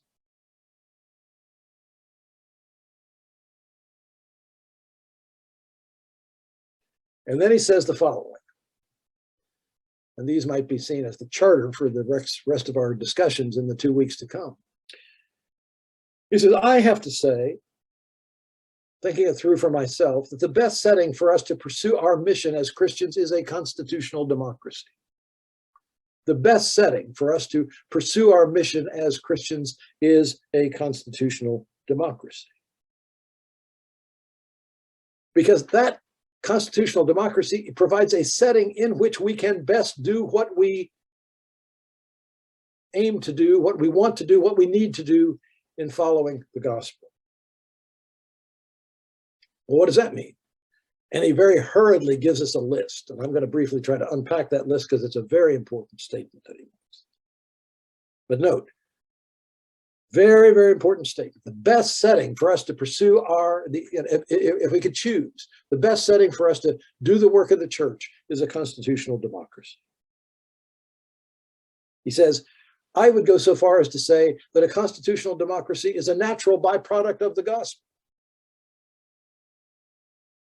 Tell me that's not a political theory.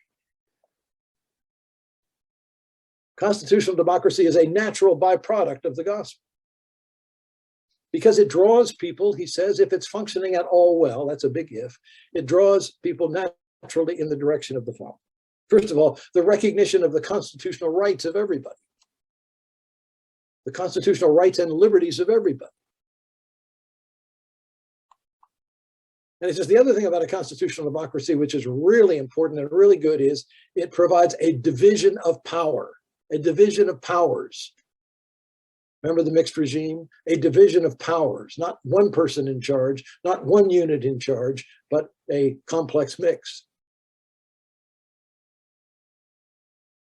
And I love his commentary on that. It comes in one phrase. None of us human beings is worthy of absolute power. None of us is worthy of absolute power. That's very central Reformed political thinking. None of us is worthy of absolute power.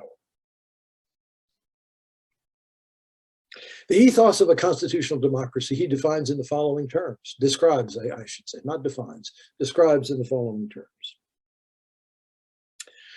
A constitutional democracy draws us in the direction of the minimization of violence, that is, state violence. Minimization of violence.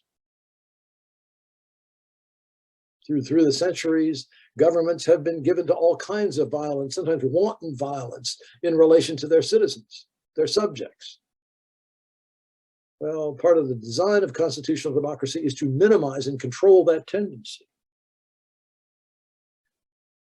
It also draws us, he says, in the direction of power which is designed to serve. He doesn't quite use the phrase serve and power, but he comes pretty close to it. Power which is designed to serve. You have a set of institutions designed to get people who are in positions of power to think of themselves as serving.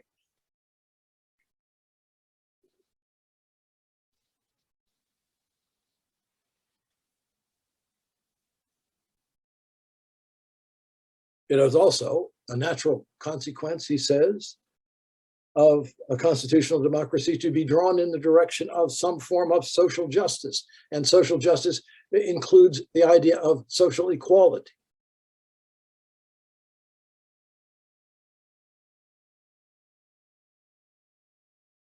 There's also a pressure, he says, in a constitutional democracy drawing people in the direction of transparency and openness with regard to the conduct of public affairs. The presumption is transparency and openness, not something else.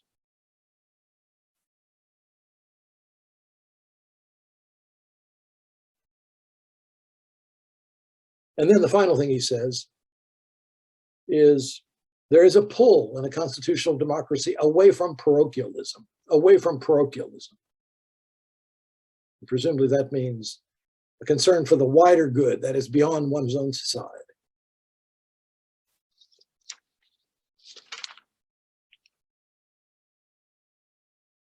So that's Karl Barth writing just as the Cold War is beginning, actually.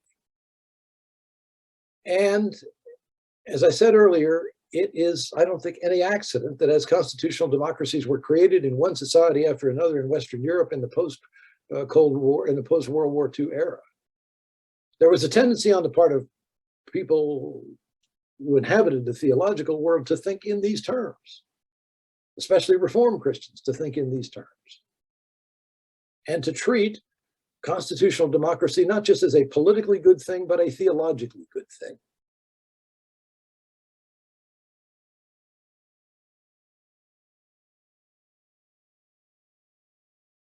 Well, let me stop there. Entertain your comments and questions.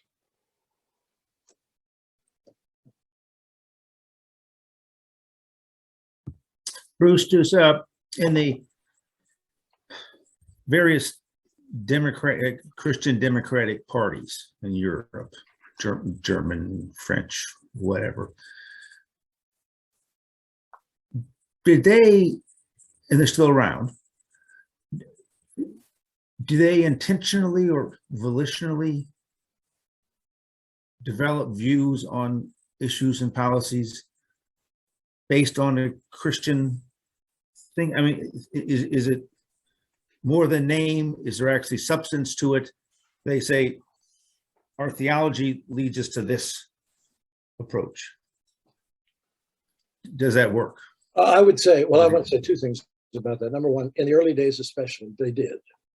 Roman Catholics, and by the way, the Christian democratic movement in Western Europe was a kind of very consistently an ecumenical collaboration among Roman Catholics and Protestants, and especially our kind of Protestants. That is, we would call them in the United States mainline Protestants.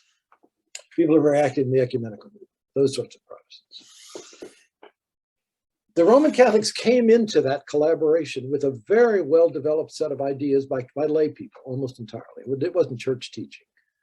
People like Jacques Maritain, the great French thinker. And they came into it with what they called it a kind of Christian humanism that was very commonly regarded by the Roman Catholics. Adenauer, for example, was one of these people. Thought about politics in terms of, as an attempt to apply those ideas. Protestants somewhat, and to keep in mind, this is the era in which people like Barth and Brunner and a series of other people have done their writing, and there are Protestant ideas comparable to the Roman Catholic ideas, which these oftentimes very active statesmen in the Netherlands and England and so forth would bring to bear in their, especially in their internal conversations in the party. Not so much, when you're speaking to the wider public, but in the party, they would operate on the basis of a fairly well-defined set of theological and philosophical ideas. That has faded. That has faded dramatically over time, so that less and less is there. Well, there are two things that have happened. One, Christian democratic parties have waned in terms of their popular appeal. But they've also evolved into what I would characterize as a sort of, I'm tempted to say Christian in name only, but that's too strong. They've evolved in the direction of a much looser understanding of what it means to be a Christian in public life, without any very elaborate, very well-developed theological, philosophical foundation. I could say more, but I think that's the gist of it. And by the way, we will do, I've put on the reading list a very interesting essay about Christian political parties. We've never had them in this country.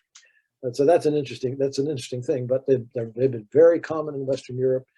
And we'll talk about that more fully when we get to that reading. I missed Mr. Malone last time, so I want to go to him this time. Joe Malone. Going back to Henry Ward Beecher, and thinking about the fact that in this era of tearing down statues and renaming buildings, that Lincoln's view on slavery is being traced rather carefully and is subject to a lot of comment. And my question really is, Lincoln's Cooper's Union address, which really made him a candidate for president, was originally invited to New York by Beecher's church in Brooklyn. And if you look at Lincoln's text at Cooper Union, he talks about slavery in the states is a state issue, and it's only in the expansion to the Western territories that the federal government has a role.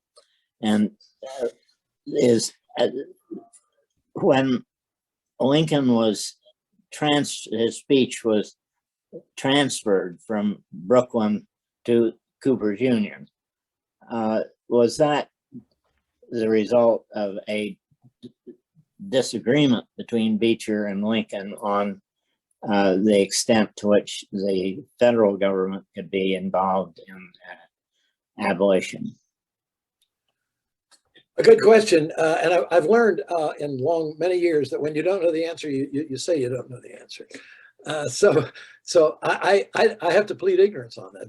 That's a very good question, and I don't know the answer. But let me say this: Beecher was very critical of Lincoln for a period at the beginning of the Civil War. I mean, it's like I've given talks in some of our churches recently about Henry Highland Garnett, the famous Presbyterian pastor, black pastor, the first man to speak before the House of Representatives. And these people who were abolitionists were very critical of Lincoln initially. And my guess is that what you're proposing could well have been the case. I just don't know. Thank you. I'm going to go to Judy Herseth, since we haven't heard from Judy, and then we'll come to the other two hands. Thank you. I'm hoping you can help me out, Bruce. I feel a little bit like a heretic. As I was reading Barth, I agree with his philosophy 100%. And as you were talking, I realized what got to me was he is always talking about Jesus Christ as God. So he talks about, when he has his two circles, he talks about, the circle of God's world with God in the center of it. But then he talks about Christianity also being in that circle because, and in both cases, he uses the reference to Jesus Christ rather than God or Lord. And that ended up really getting in my way. Could you say more about why it got in your way?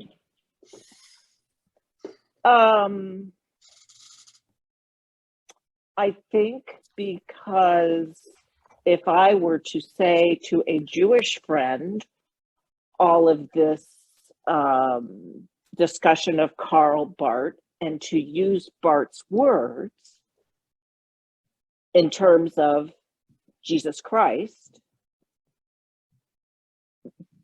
they would be excluded from that because that's not their way of being, which is why I went back to thinking this is written around 1950 when we were very much still a Christocentric society. But it just popped out. Okay, well, let me say two things about that. Thank you for raising it. Number one, this is an address from a Christian to Christians. Yeah.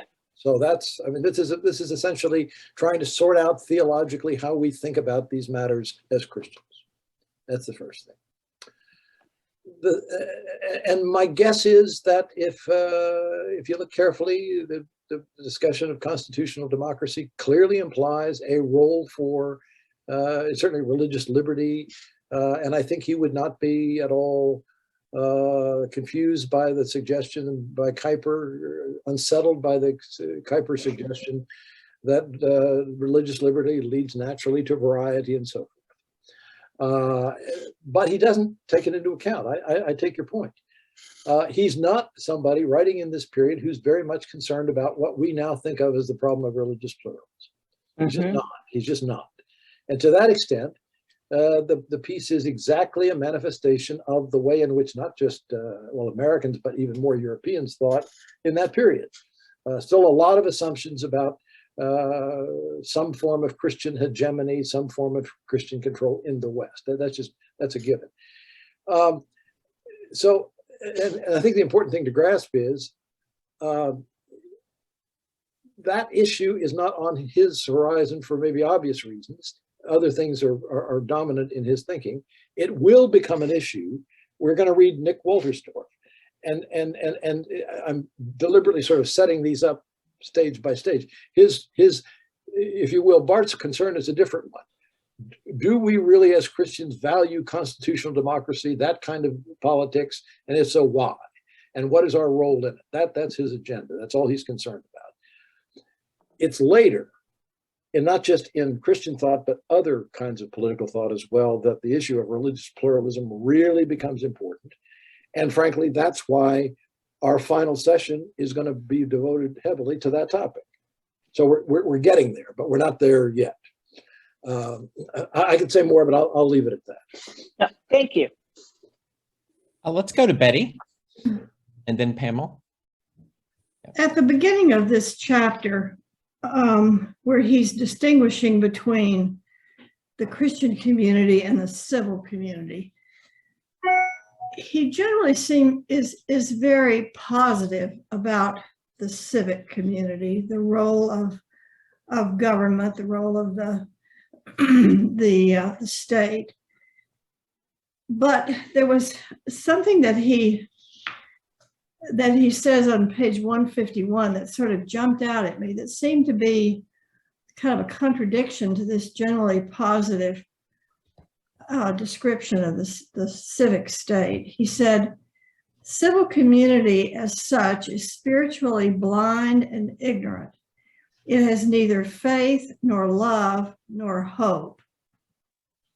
Now, first of all, I don't understand why he would say that, but if indeed you conceive of the Christian community as being in interaction and in partnership with the state, if we are the salt and the light that he talks about, if we are infusing our Christian principles within the state, then why would the state be portrayed in such a negative way? That there's no love? Does this mean that the only love that is legitimate is Christian love? There's no hope? I didn't understand that very negative statement. Well, I think that's a very good critique. I think there is a tendency in Barth sometimes to overstate this claim. I certainly think, particularly the latter part of that sentence to which you refer, not only I hope we all understand, it is spiritually blind and ignorant. It is not based upon the kind of religious knowledge that a religious community would have. That's okay, it seems to me. But when he says it has neither faith nor love nor hope, that, it seems to me, is a kind of excessive claim. At the very least, I would want to say, well, it has, at least at work in the body politic, are various kinds of hope and even love of a certain kind. It's just not grounded in a shared religious conviction. So I think you put your finger on a bit of an excess here. In the way he phrases this, I don't know what more to say. I think that's a very all of these texts. You could easily say, well, that's really a shrewd observation, and that's problematic. And you put your finger on one of the problematic ones. And by the way, it's not unrelated to Judy Herseth's question, because you could say, well, look, if there are many different religious communities in the body politic, and they are earnestly pursuing what we, I think, together would characterize as righteous purposes, why say there's no hope, there's no love, etc.? There may be some shared good qualities here, which are not quite the ones you would expect in a faith community, something like that. By the way, I want to just take this opportunity to maybe to state what is obvious here. This characterization of the civil community has two important features. One, as Betty has suggested, a part of what is there is a ringing affirmation of the value and dignity of civil government that is very much in keeping with what I said at the outset about Calvin's view. Remember, Calvin's view is he's got a rather high understanding of civil government. It itself has certain very noble purposes. The second thing, however, is this, it seems to me, is as clear an articulation of a kind of secularization of his understanding of the civil authority as you can get. You know, the state is not it is a civil, it is a secular institution and needs to be understood as a secular institution, even if it is peopled by people of faith. We'll go to Pam. Yeah, we'll go to Pam, and then I do have a question from the chat, and then we'll go to Bob. So Pam. Well, my question is very much like Judy's. In fact, it might even be Judy's coming from the other side. And that is, when I see a term like Christian X, what I see is an exclusive group, a group that's looking, well, we don't, they might as well put out a little sign that says, we don't want any Jews, we don't want any of anybody that doesn't disagree with us. Were the minorities at that time so small that it didn't make any difference? I mean, what would they do if there was a clever Jewish politician or a clever minority population from the colonies that these people had? What does that do? Well, I want to say a couple of things about that topic. One, among all the people that I've been talking about this morning, especially the latter two, I think there is an acknowledgement of the contribution that a Jewish politician can make, and in fact, an embrace of that. That's part of the argument about religious liberty, variety. Certainly, they would say citizenship and all that goes with citizenship, including the possibility of occupying public office. That's something that should be guaranteed not just to Christians but to others. In the case of Kuyper, there's a very interesting wrinkle to this, and that is he's prime minister at a time when Dutch colonialism, as it were. In places like Indonesia, there are a set of colonial policies that have to be developed. I would characterize his general stance on the sort of the purpose of colonial policies in relation to colonized peoples in the following way. It's a kind of humane noblesse oblige. That is, he was adamantly opposed to oppressive forms of colonialism, bitterly criticized some people who were engaged in that, some governments that were engaged in that, thought that the purpose of colonial policy should be to uplift the subject population and to prepare the subject population for independence. He was very clear about that. That probably for the time in which he was, and that would include, by the way, Pam, that would include people of other religions. So I think for the time he would have to be characterized as a rather progressive, if I can use that term, thinker on this topic. We have a question from Thomas Jennings. And Mr. Jennings, do you want me to just read it from the chat? Okay, I think I will. Okay, the question is this. I'm a little confused about Barth's views on constitutional democracies. Hitler came to power while Germany had a constitutional democracy. How does he deal with that? Well, I don't know how he deals with that. To my knowledge, there's not a relevant text that you can go to. I think it's again a great topic, and I think the answer is that constitutional democracies are certainly a preferred political form. We're going to talk about that extensively next week. Next week's going to be mainly political science. A preferred political form, but it is well recognized that anybody who's at all informed about these matters, and Barth certainly would have been informed about these matters, recognizes the vulnerability of constitutional democracies to abuse and ultimately elimination if certain conditions are not present. I think, because the heart of the argument there, the heart of the discussion has to do with the politics of the Weimar Republic, which leads rather naturally into in some respects, the Weimar Republic was a very good constitutional democracy, but certain conditions were missing that led in another direction.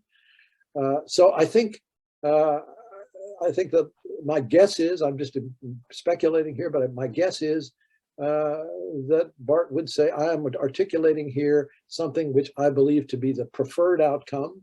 There are a lot of complications, political complications that have to be dealt with beyond that, something like that.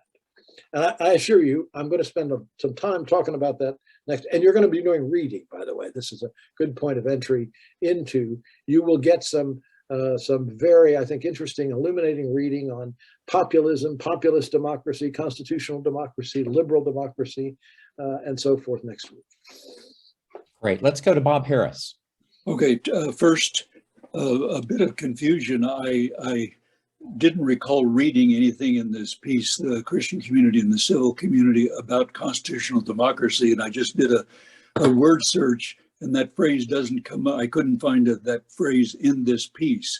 And so were you referring to another piece, Bruce? No, I was referring to this piece. It's somewhere in there. I'll have to get back to you. Didn't see it. Well, I just was confused there, but let me jump into again, responding to Judith's comment about my understanding of Barth's primary thrust, which really relates a lot to the challenges that I see us facing now in the U.S., is the challenge of understanding what's right and wrong from a perspective of revelation through the Bible and particularly Jesus Christ versus natural law. And then I see on pages 163 following, he talks about natural law. And I live in Goodwin House retirement community. I'm on the spiritual life committee here, and we have several Unitarians here who aren't sure whether they believe in God or not, but they sure believe in justice. And my sense is that can be a real slippery slope to say, to define justice however you want to. And my hunch is that perhaps the German church and Hitler and so on defined justice very clearly from their perspective. And I see that happening with the very conservative fundamentalist Christians in this country, defining justice as they wish to. And Barth would say, well, we have to look to Scripture and the broader scope of Scripture. So would you speak to the whole notion of Barth's notion of authority, and how can we use that notion of authority in dealing with questions right now? Or is that anticipating the next two sessions? I'll talk about some of that right now.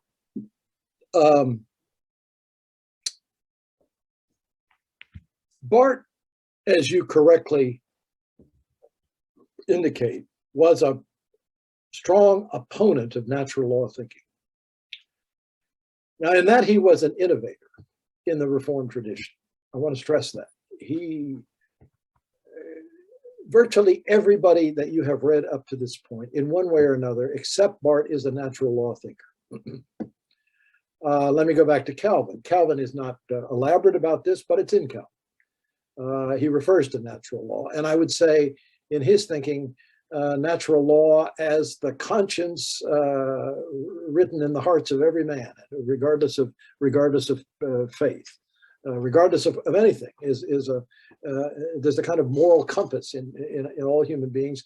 In some cases, it is very difficult to find much evidence of it because of the blindness of human beings. But in principle, there is a foundation in our own sort of natural moral awareness, a distinction between, we understand distinctions between right and wrong. And then Calvin saw the Decalogue as a kind of revelatory articulation of what natural law was all about, especially the second part of the Decalogue. They all, with the exception of Barth, believed in natural law, and they saw it as a basis for civil politics, in part because it was not simply limited to Christians. That's one important thing. It was something that was, they thought, widely shared in the civil community. And that was the basis of their thinking about constitutionalism, something I'll be talking about more in the next couple of weeks. You know, what is a constitutional democracy? Well, it's democracy in part limited by constitutional constraints. So that's the Reformed political tradition up to Barth. Barth rebelled very strongly against this, in a way for the reason that I think you intimated in your comments, and that was he thought that natural law thinking had demonstrated its poverty, its inadequacy in the development of German thinking that led German liberals in the first instance and later German Christians to embrace things that he thought were contrary to what the gospel itself entailed. So it juxtaposed revelation over against natural law. I think that's a problematic move myself, because it seems to me it's greatly limiting in your resources for thinking about this problem, and it relates to Judy Herset's question, because that without natural law or something like natural law, Christians tend to be in the place of thinking in their own world without shared bases for reflection on questions in public life with people of other faiths. That's the problem with it. As you know, Barth was a very Christocentric thinker, and I think for all of the eloquence of this particular treatment here, I think it does, in subtle ways, reflect some of the problems with that particular view. So I could say more, but let me limit it for the moment to that. But it's a great question. Thank you. If you do have other questions, try to raise your hand, either by reaction at the bottom of your screen or raise your hand. In the meantime, Bruce, I would like to ask one thing, and then we'll get to you, Wayne. It's clear in this essay, as you pointed out, that they're kind of two foils or dangers. One is, of course, takeover by everything by the state, totalitarianism. The other is, you alluded to this, but I think in his critiques of Christian liberal theology, but it's almost a kind of co-opting of the church by political parties or interests is another real danger. And it does seem to me we are in a period of history in our own nation where both of these are a real danger. And part of my question is really on the latter point, whether the churches, Protestant churches, Catholic Church, have enough autonomy from political interest to be able to be this autonomous voice for addressing the state? Wonderful question. And it provides me the opportunity to correct an omission that has been evident and has been present in my presentations up to this point. One of the features of Reformed political thought from the beginning, which I did not emphasize adequately last week, was a very strong emphasis on the need for the church to be autonomous. This was at a time when there was enormous collaboration between church and state. And one of the things that was so interesting in the sort of strained relations that developed at times between Calvin and the city council in Geneva was the city council had called him, in effect, had empowered him, had authorized the Reformation project in Geneva. And he was beholden to the city council. And yet, very early on, he was insisting that the church cannot be sort of the arm of the state. It's got to have its own autonomy. And by the way, part of the reason why Presbyterian reform polity developed as it did was precisely to make it possible for there to be a separate ecclesiastical government, which clearly provided a basis for autonomy of the church. And that became a kind of watchword as they went along. They were resistant to, particularly, there was a real struggle with the Lutherans and the Anglicans over this matter. The church cannot be an extension of the state. It has to be an independent organization. And that whenever Reformed thinking is Reformed practice is true to its heritage, that's going to be part of it. It's not. I want to acknowledge something else. I don't think it's emphasized enough in this piece. I mean, I think this piece is so important and so valuable that if I had my way, I would have every pastor be fairly learned on this particular text. It's that important. It's a terribly important text. But I think another way to put that is to say, if I had my way, it would be part of the political education of clergy and maybe lay people as well. But it does not emphasize the very thing, as you say, it's there, but it's very implicit. And it's kind of ironic because Bart himself was, it was at the center of the Barmen Declaration. The Barmen Declaration, another way of thinking of the Barmen Declaration is we will not be co-opted by the state. That is wrong, not only in terms of our doctrine, but of our practice as well. We need to stand over against the state. Now, it seems to me that is, I'm embarrassed to say I didn't emphasize that as much as I could have as I went along, because that is, as you say, an important theme for our own time. And I think, having said that, I think the problem is complicated because rarely, I think, are you going to find in church practice today a direct dictation by political authorities to the church to any church, including the ones which are very, very conservative politically, direct dictation of their stand. They seek influence with, it's the other way around. They seek influence with political parties, and that shapes their practice. So I think this is a very important theme. I'm glad you brought it up.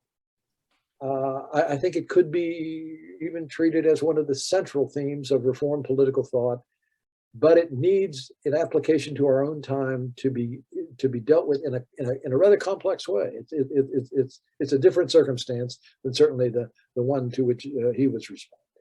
Thank you for that. Yeah, thank you. I think Wayne had lifted his hand earlier, and then we'll go back to Betty.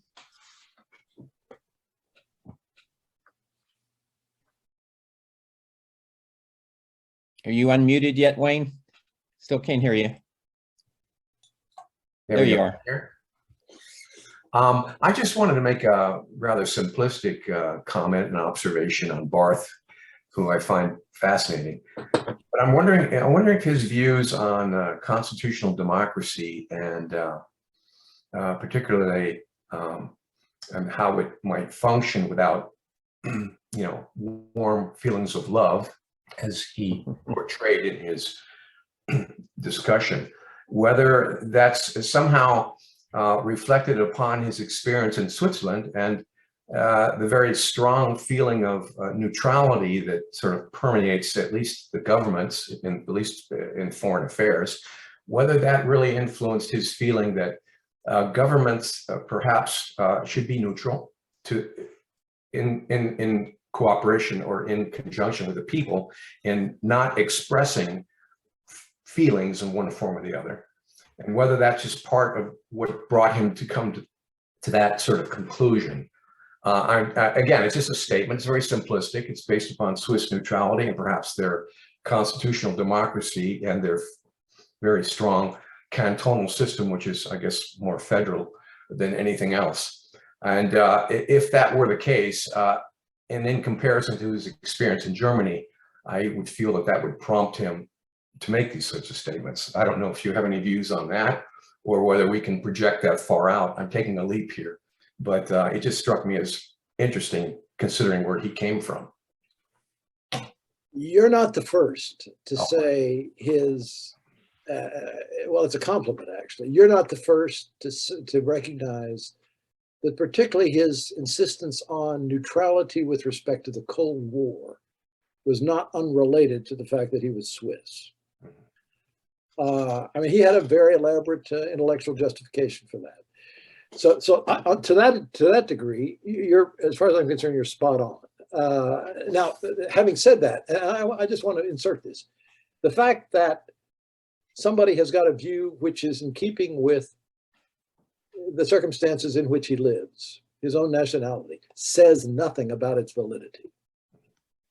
And so often in public discourse today, or even, especially in intellectual life, oh, he's one of those. And of course he's going to think that. Well, that is, and I'm not imputing this to you at all, but that is just wrong-headed thinking, because the source of an idea is one thing, the circumstances of its origin are one thing, and the validity of the idea are something else. So, and I'm not implying you're suggesting that at all.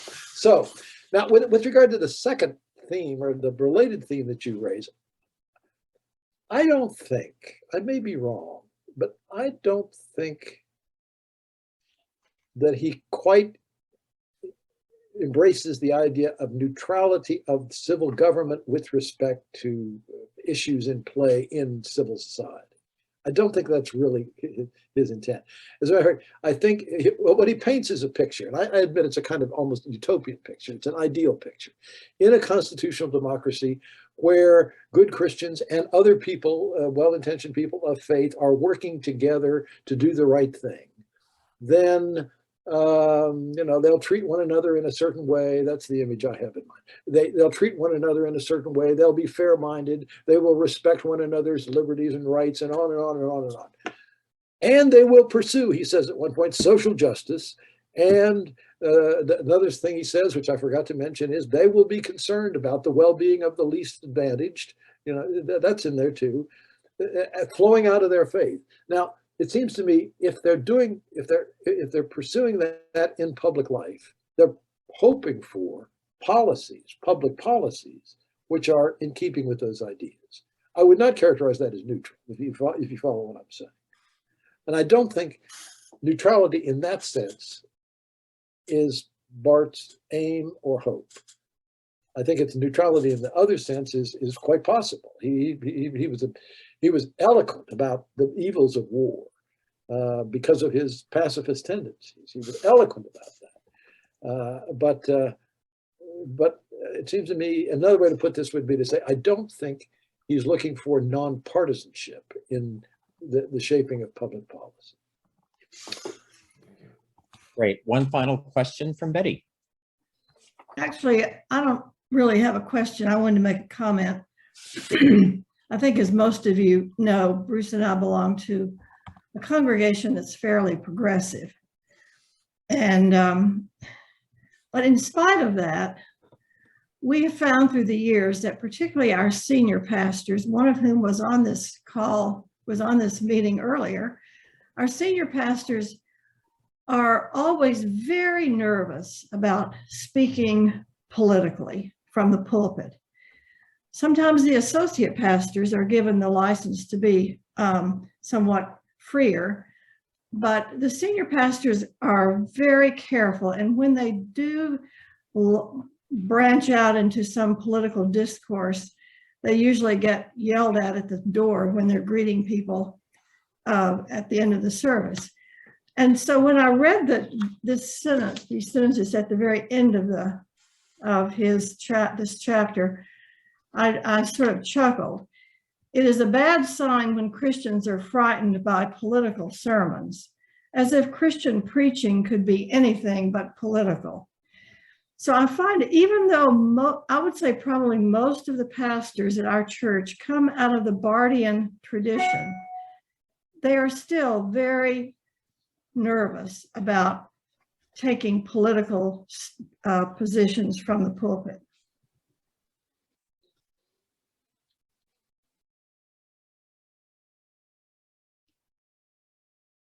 Bruce? I'll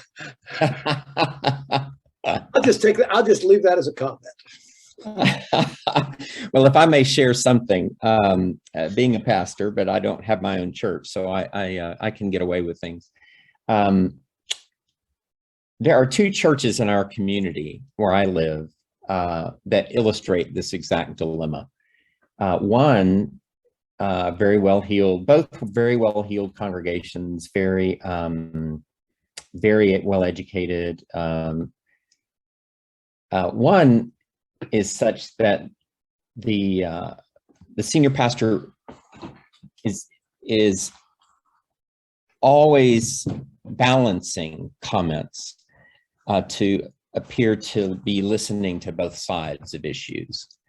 The other could care less and moves forward boldly with issues that come straight from the text that he's dealing with, and doing it just at the straight kind of ethical and moral level, and not in a partisan way, but it's clear that there are some people that squirm, you know, and the second one gets emails all the time, right? And he's just decided that, well, I guess he's far enough along, he's not going to worry about it anymore, about the criticism. He's just going to preach what needs to be done. But I think it is important to encourage pastors to preach what they hear in the text and the message that needs to be shared, and that will encourage them further from the few naysayers. Well, I want to thank you all. Bruce, thank you very much for a brilliant presentation today. We're indebted to you, and we are grateful for everyone here being with us in this second session of this short course with the Reformed Institute. We will send out the Wolterstorff reading in the next couple of days, and we will look forward to having you back next week. Have a good week, everybody. And thank you, Yvonne, for being our host.